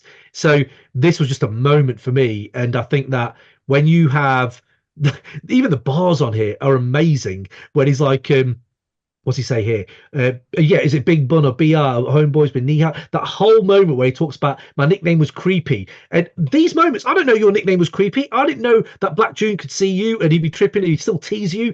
These are real honest raps about your life. I'm learning, and it just gives me insight into about who you are as a person. And I think for him to just put his people on, talk about his block, his world, I think it's essential. You need to know this stuff about who this guy is, and I think it's immediate. More than anything, this song, you put it on and immediately it's hitting me. So, yeah, man, the corner of my block from The Fix is right at number 2 for me. Anybody else thoughts on this song? I mean, how do you think about it now? I know it's massive when it came out, but how do we feel about the song nowadays?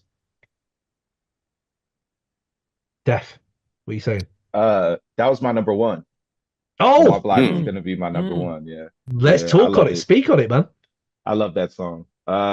Just well, I mean, for the same reasons that Guess Who's Back is on the list. I think for me, just sense in terms of being sentimental about it, and that being my introduction to Face. Like that was the other half. That was like the B side to my introduction to Face. The A side was Guess Who's Back, and the B side was On My Block. Really, just in order of Mm, appearance, not even in terms of significance. But like, on my block would be that fucked up. They laugh at it. You know what I mean? Like just certain yeah. things that even as like a 12, 13-year-old, I didn't really understand until I got older. Um, was like and also just the clearly the amount of love and humanity in that song that Face Mm, has for everybody he grew up with.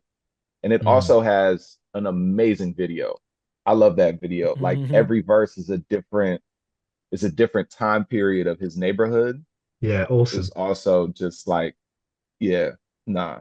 I mean, and when you said On My Block, uh, Cam, I started panicking. I was like, damn, I gotta come up with a new number one. I gotta come up with a new number one. But that's the I don't know. That's the answer that is felt the most correct for me Mm, from the time that you reached out to me to do this mm. top 5 is On My Block. And I think Scarface has dozens of incredible songs in his catalog. And I agree, like with Beezy, it's like, you know, if you ask me tomorrow, it might be a different vibe.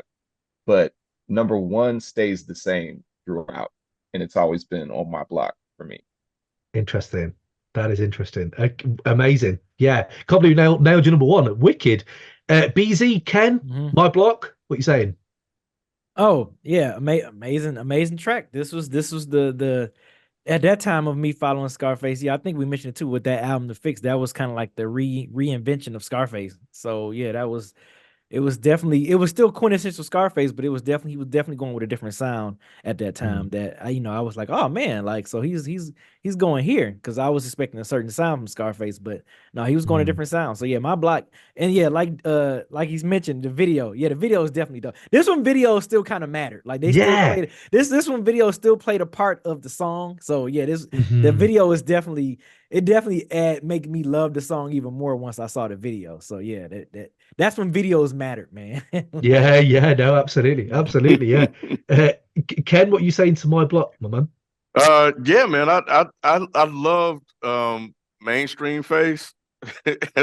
Mainstream Face, yeah, it is, isn't it? Yeah. When he kind of broke through and everybody was paying attention, like, because it was a different That's level. a good point. Yep. Like, he broke out with The Diary, and he had Untouchable, but this was a different level at the time. So, and it was dope that he showed that he was able to stay. I think you mentioned it earlier, like he was able to stay current, with the times, and still make dope records, and still people rock with it. So yeah, that's what I like about this song. Yeah. So real quick, just to speak to that, a reason why he's timeless, and this is in his book too. His process when he's making an album is he listens to the last album he made. He listens to the music that inspired him when he was growing up, and then he listens to the music that inspires him currently in contemporary times. So that's why anytime you hear a Face, and it's crazy, of any of these Face albums we're talking about, if you drop them tomorrow, people's minds would be blown. And that's because that's how he stays consistent and timeless throughout his entire career. That's his process. That's oh, amazing.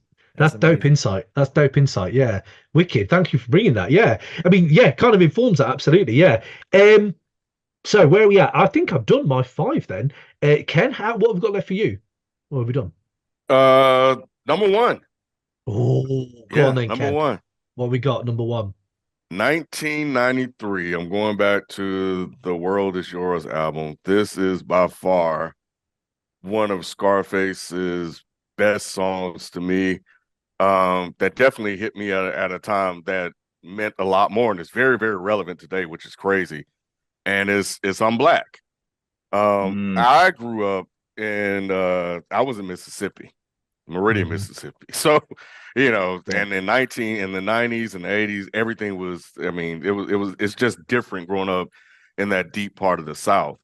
And to make a song about just the police and, what it's like, growing up Black and having to be concerned about the police, and just some of the things that he was saying that was so relatable to me. And the fact that you can read the lyrics to this day, and you can play this song to this day, and it's so relevant. It's crazy. But yeah, I just love there was a line in the opening verse, a letter to the KKK from the Black folks. And then, but the second verse is the one that's kind of crazy, because it's like Mr. Officer, Mr. Officer, Mr. Sergeant. Just because I'm young and I'm Black, I'm a target. You say I'm selling dope, but you fake, because young dope dealers flash cash and make mistakes. And besides, we ain't dealing no more. Look at my hood, we ain't killing no more.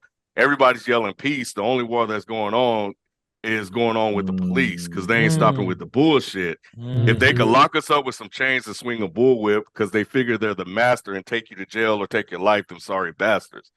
And it goes on, because I think it's so relevant. That makes me wonder why the 5-0 determine if we live or if a dude dies. And to make that shit is bull. Only God can take life, but I still got to watch the law. It's bad enough watch the Nets G. But even worse, I gotta watch the motherfuckers who protect me. They Oof. fucking packing gats, yo. They serve and protect. They don't respect me because I'm black, ho. That whole second verse is just like life. And you look at everything that went on a couple of years ago that still exists today. It's just not covered as much as it is today. You can pull out this second verse and just say, here, listen to this. Just the institution, man. So it was always so crazy and like real. And it's Scarface would have songs that present a certain level of self-awareness and game that he gives you. Like in Now I Feel You, where he's talking about girls trying to set him up and accuse him of being a baby daddy, right? You know, that's real shit. That's shit that happens that people have to look out for. But yeah, man, I think this is a very, very underrated, slept-on song in Scarface's discography, but a very, very important and impactful one. And yeah, man, like this shit was dope. And yeah. Ken, you just brought the fire there, bro. Like that's exactly it. And yeah, I need to reappraise that verse now, because you know the song, but now you've brought that heat. Yeah, definitely. I've got to check that out again. Yeah, amazing. Number one, love that. Guys, Def, Beezy, anything to say on that song? Nah. Yeah, Ken is Smashed right. it. Yeah, that song right there, like it's like you mentioned, it's still relevant today. But I mean, it's Scarface. So what more do you expect? Of course, Scarface is gonna be still relevant. damn ahead of the damn game, man. But yeah, that's one I actually forgot about. I can't believe I forgot about that. But yeah, no, I mean when Ken mentioned it, I'm like, oh yeah, shit, that's a good one. This is what happens when the artist has got like 30 years in. Like when he's I think you said it, Def, 80s, 90s, noughties today. There's gonna be a few. This is why we're doing this, right? So we're gonna find a few gems that maybe all of us have slept on a little bit, maybe. But yeah. And I think that's why I'm actually glad, I'm on here, because as many times as I've talked about Scarface, I don't recall ever really mentioning this record and speaking to its relevance and its importance. Especially to me, growing up, and everybody that's probably been listening that's familiar with that end. But if you don't know, like Public Enemy, very impactful. Ice Cube's early work, very impactful. Public Enemy. Public Enemy. Yeah. So, to have a guy like this speak to that as well. I'm glad I'm doing this, because now I'm going to make it a requirement that I mention this song when I bring up Scarface, so people can go at least check it out and listen to it and understand, what it's about. So yeah, shine that light, man. Absolutely, shine that light. That's it. Wicked. So there we go. Beezy, what are we on for you, my friend? So my number one, I mean, it's so typical, but it's such an amazing song. Seen a Man Die. It's just such an amazing song, bro. Yeah, like golly, it's just like you said. I think we talked about it a little earlier. Like just everything, the masculinity, just everything, man, that just goes on. That I think not a lot of rappers were talking about. Like they were scared to pull that curtain. They were really scared to pull that curtain and reveal that curtain. And Scarface was like, "Nah, fuck that. I'm gonna do it." Like he pulled that curtain back. And we saw it. That's why he knew that song was gonna be special. He knew it was gonna shock. He was gonna shock the world with that song. Seeing a Man Die, man. Yeah. It's still one of those songs you just get chills hearing it. It's like, man, what the fuck was you thinking back 30 years ago?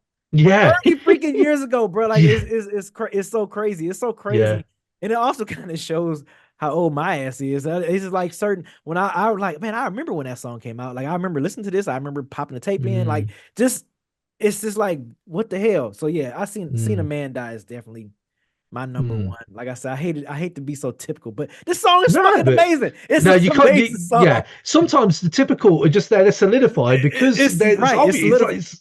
It's going to be. It's if you think about, like you said there, about timeless, and he wrote it 30 years ago and all, it's because the themes are timeless. The themes are timeless. Like what's his lines? Imagine life at its full peak, then imagine lying dead in the arms of your enemy, and then imagine peace on the earth when there's no grief. Imagine grief on this earth when there's no peace. Everybody's got a different way of ending it. All that is life. That, like you said earlier, Ken, that's just life, bro. Like some people have to live that life and question those things.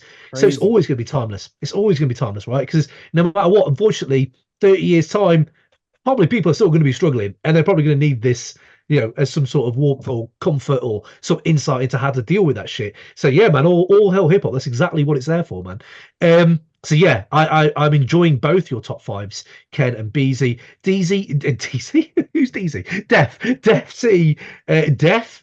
Your last one? No, how many you got left? I got none left. We got to On My Block. You've done your five as well. Wow, we've done Yeah.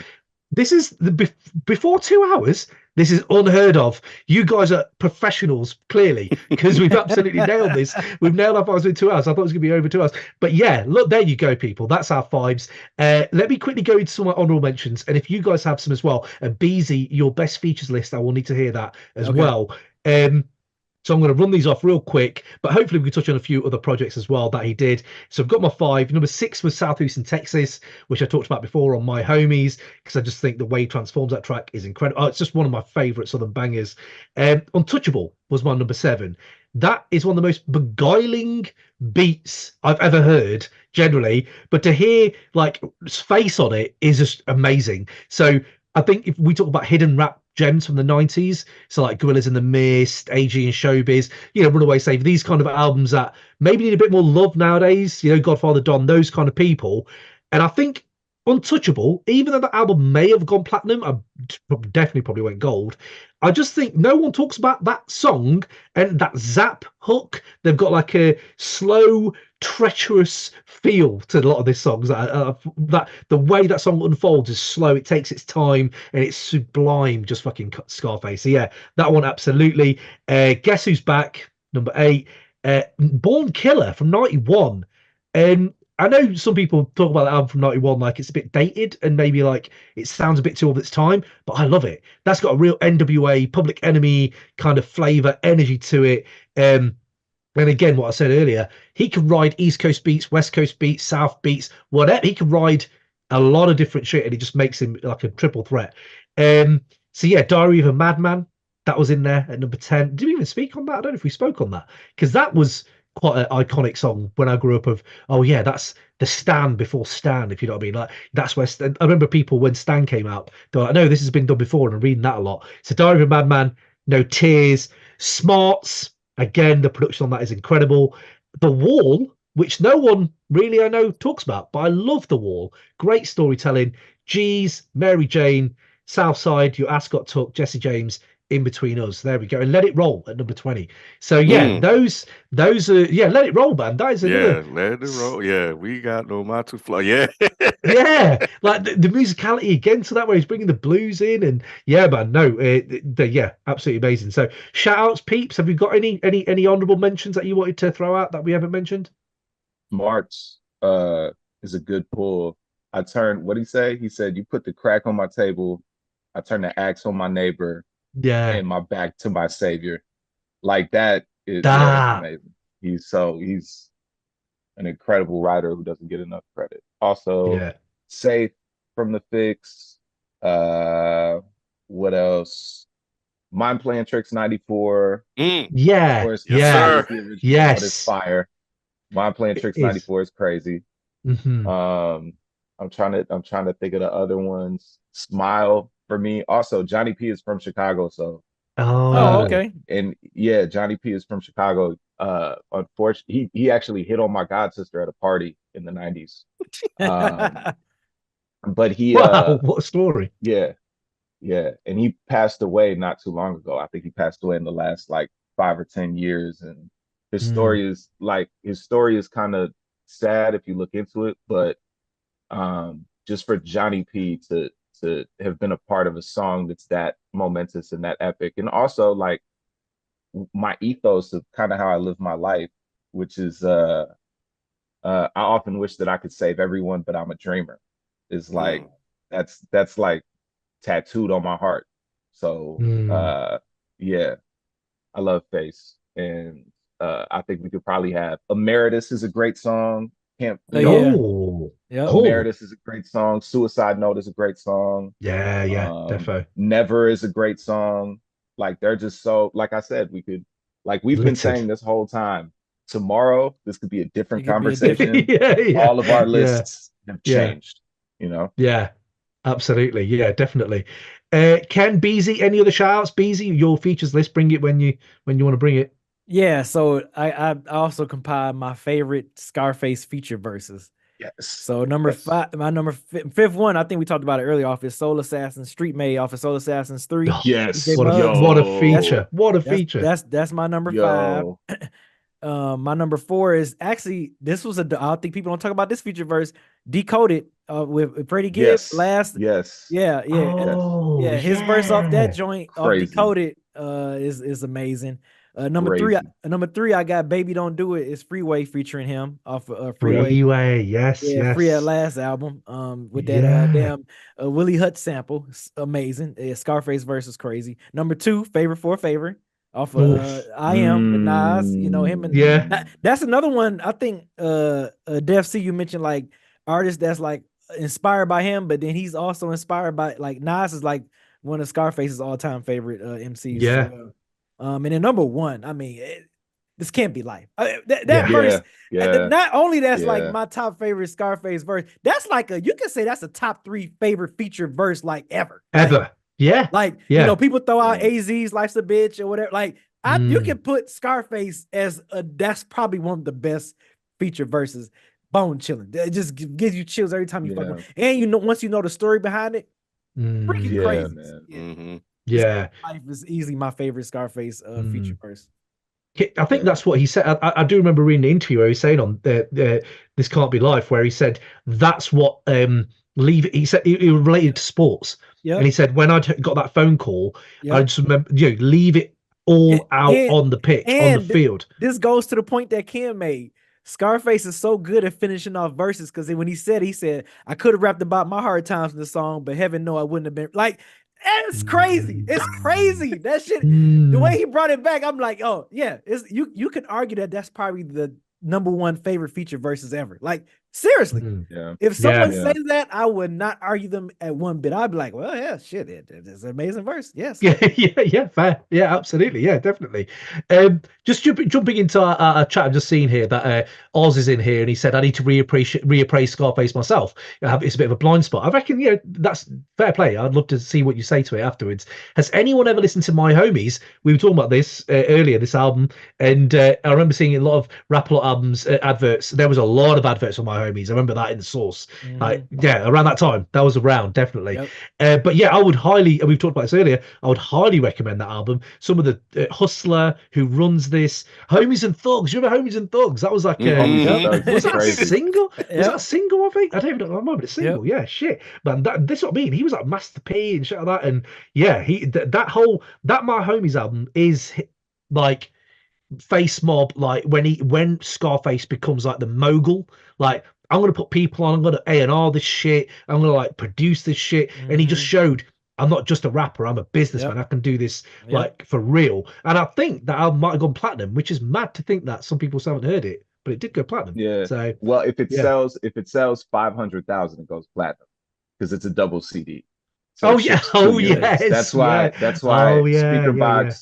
Speakerbox Love Below Life After Death. Diamond. Yep, and Life After Death. Yeah, Life After Death too. So yes. But yeah, no, My Homies also all of like everybody from Houston on My Homies can rap like really well. People really sleep on the talent that was on the Rap-A-Lot roster. But that's exactly, they were doing the name of the label. That's all they were doing.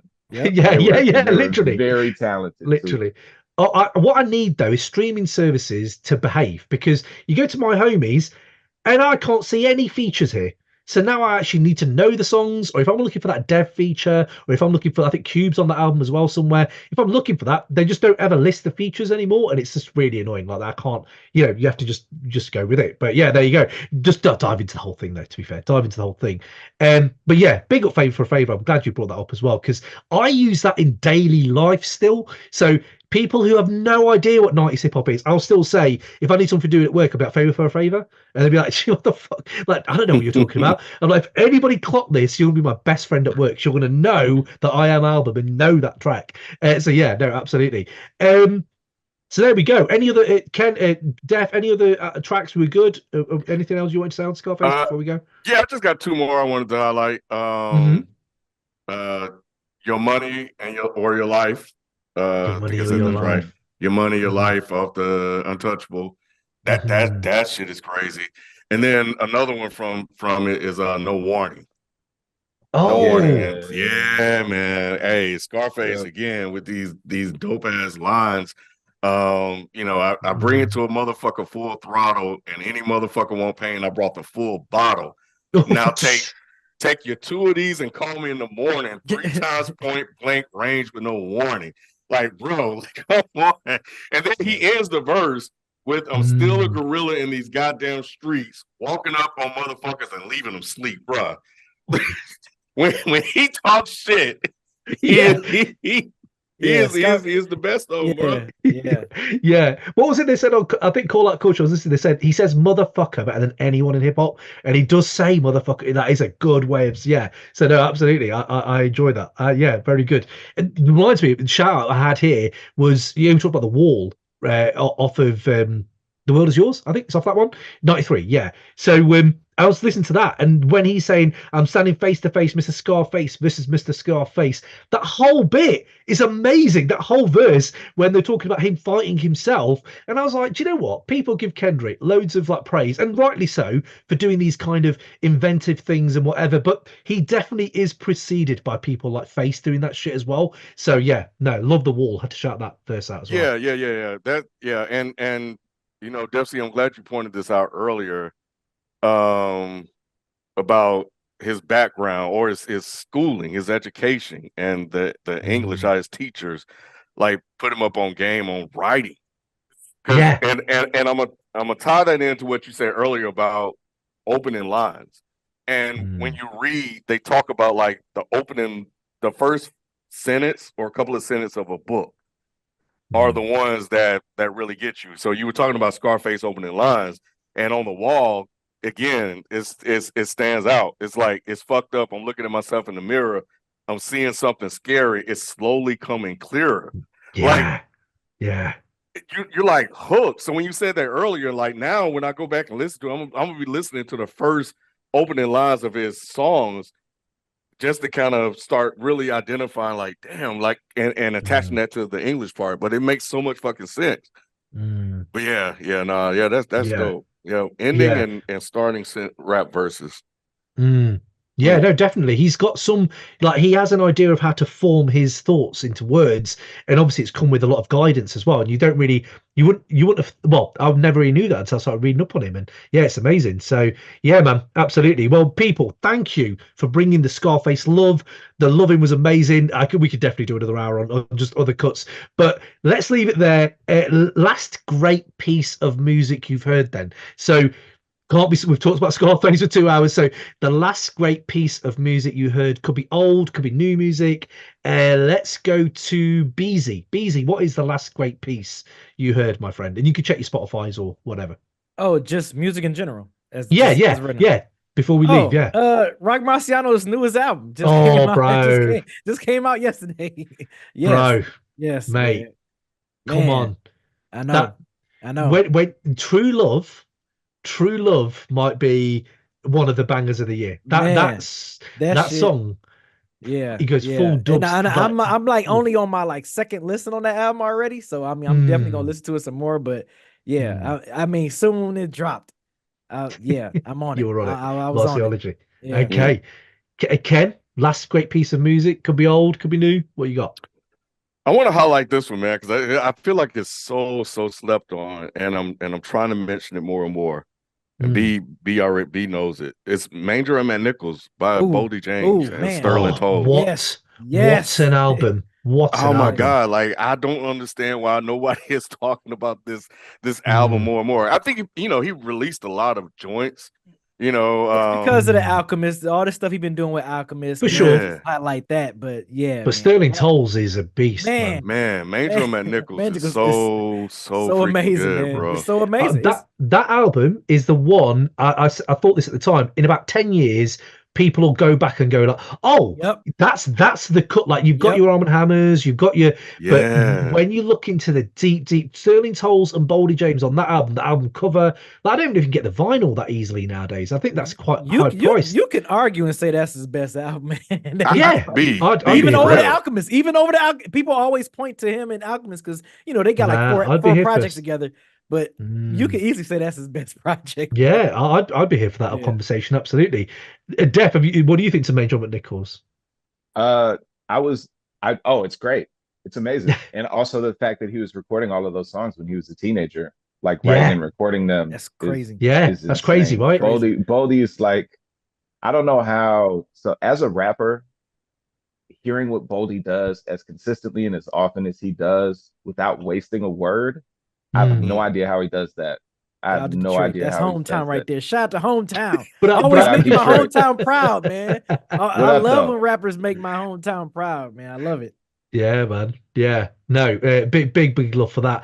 Def, we were just saying, last great piece of music. What have you got? Could be old, could be new. So I just want to make clear from a professionalism standpoint, I was like 45 minutes late. I was not leaving the Zoom early. I was swiping up on my phone to find the music I was going to mention. I just need to say this. I just need to say it. The last great, I mean, I went back and listened to a whole bunch of Ghostface let's the go. other day. So that's up there, but I was also in New York working on music, and I was listening to Hell on Earth by Mobb Deep as I was walking around New York, and it was raining, and I was like, perfect setting. Perfect yeah, setting. there you go. There you go. Perfect there you go. setting, I love man. that. I love that record too. We were about to leave this Zoom, but now you've brought up Ghostface and Hell on Earth. We're gonna have to be here for another hour. I'm sorry. This Hell on Earth. Hell on Earth is mandated. That's my Mob album. That's my Mobb Deep album. Like More Than Infamous. That album is incredible. Drop a gem on them. Still, do not fuck with P. Just don't, like, the man had died and they still released the song. Like, that's crazy to me that Drop a Gem on them came out after Pac had died. And you're like, that is how you still do this. But yeah, no, amazing. Yeah, I love those choices, definitely. So yeah, people, anything you want to plug, where can we find you? What you got coming up? Hit us up. Def, anything in the works? And yeah, where can the people find you, my man? I mean, always. I'm constantly working on like 20 rap albums at once. Because I procrastinate. So I'll probably have something by the summertime. It'll be my album produced by Golden Beats called The Light That Was There. And then The Letter of the Day is L before the end of the year. And in the meantime, in between time, probably a bunch of other songs too. But yeah, I'm mostly just very honored to see you again, Beezy and Ken, to be able to have a conversation with you. And I'm a big fan of your show, big fan of what you guys do as far as these kinds of conversations. And this, like, just even this Zoom call was like so refreshing for me. Oh man, appreciate it. In terms of the conversations that we just got to have about face. So yeah, that's it. Beautiful, man. Beautiful. Ken, Beezy, what you got coming up? Where can we find you, man? Oh, I mean, yeah, Dead and Hip Hop, everything. YouTube.com/Dead and Hip Hop. I mean, we upload a video damn near pretty much every day. If you want to support Patreon, it's patreon.com/Dead and Hip Hop. We got other exclusive content over there as well. Ken, Dead in Sports stuff. Can't be talking shit. They be talking shit on Dead in Sports. I be talking about video game stuff on Dead in Video Game. Twitch.tv/Dead End Game and ATL. I'm on my video game tip. So yeah, man. I mean, BZ430 across all socials. It's Instagram, Twitter, all that stuff. I'm mainly on Twitter the most out of all my social media. I'm on Twitter the most, but yeah, you can find me on those joints. Also, is the Mic Salon in Frames Per Second, the movie review TV show. I got that. I think that's pretty much it. Yeah, I'm on social, but my name's change and vary. But I think it's KBNG on Twitter and Kenneth BNG on Kenneth BNG on Twitter and KBNG on IG. And I got a YouTube channel I'm working on, but y'all can just type it in and find it. Wicked, man, wicked. Well, yeah, everyone go check that out. We're big fans of Dead End, we're big fans of Def. Do go check all those things out. We have got one last shout from the people on live. Sorry, Ken, do you want to say something? Yeah, no. And Dead End 365 is a new thing that we're doing now. And yeah. We release an album review a day. Most of them are on the podcast feed, but we're working on something else. So an announcement coming in April regarding that. Yeah. Okay, around the same time this will drop. So yeah, wicked. 365 an album. That's putting in work. These guys have been putting. You all three of you put in work. Must be a shame, man. I'm sitting here like I'm gonna be chilling out in a minute. These guys are putting in work. It's crazy. But yeah, big up. Admire that all the time. Oz over here just said that my homies, the good, the bad, the ugly, and the Yuckmaster album was one of the ones I need to listen to for sure. All great little shouts, hidden little gems there. Good shouts. One of my favorite Scarface verses is "Two to the Head" with Cool J Rap and DJ Cool J Rap and DJ Polo. Yes. That is a great little shout. And that might be the first time I heard Face, he said, which is a great introduction, to be fair. But yeah, no, amazing. There we go. Just one thing just to throw in there. Wicked. So yes, people, much love. Take it easy, and yeah, we'll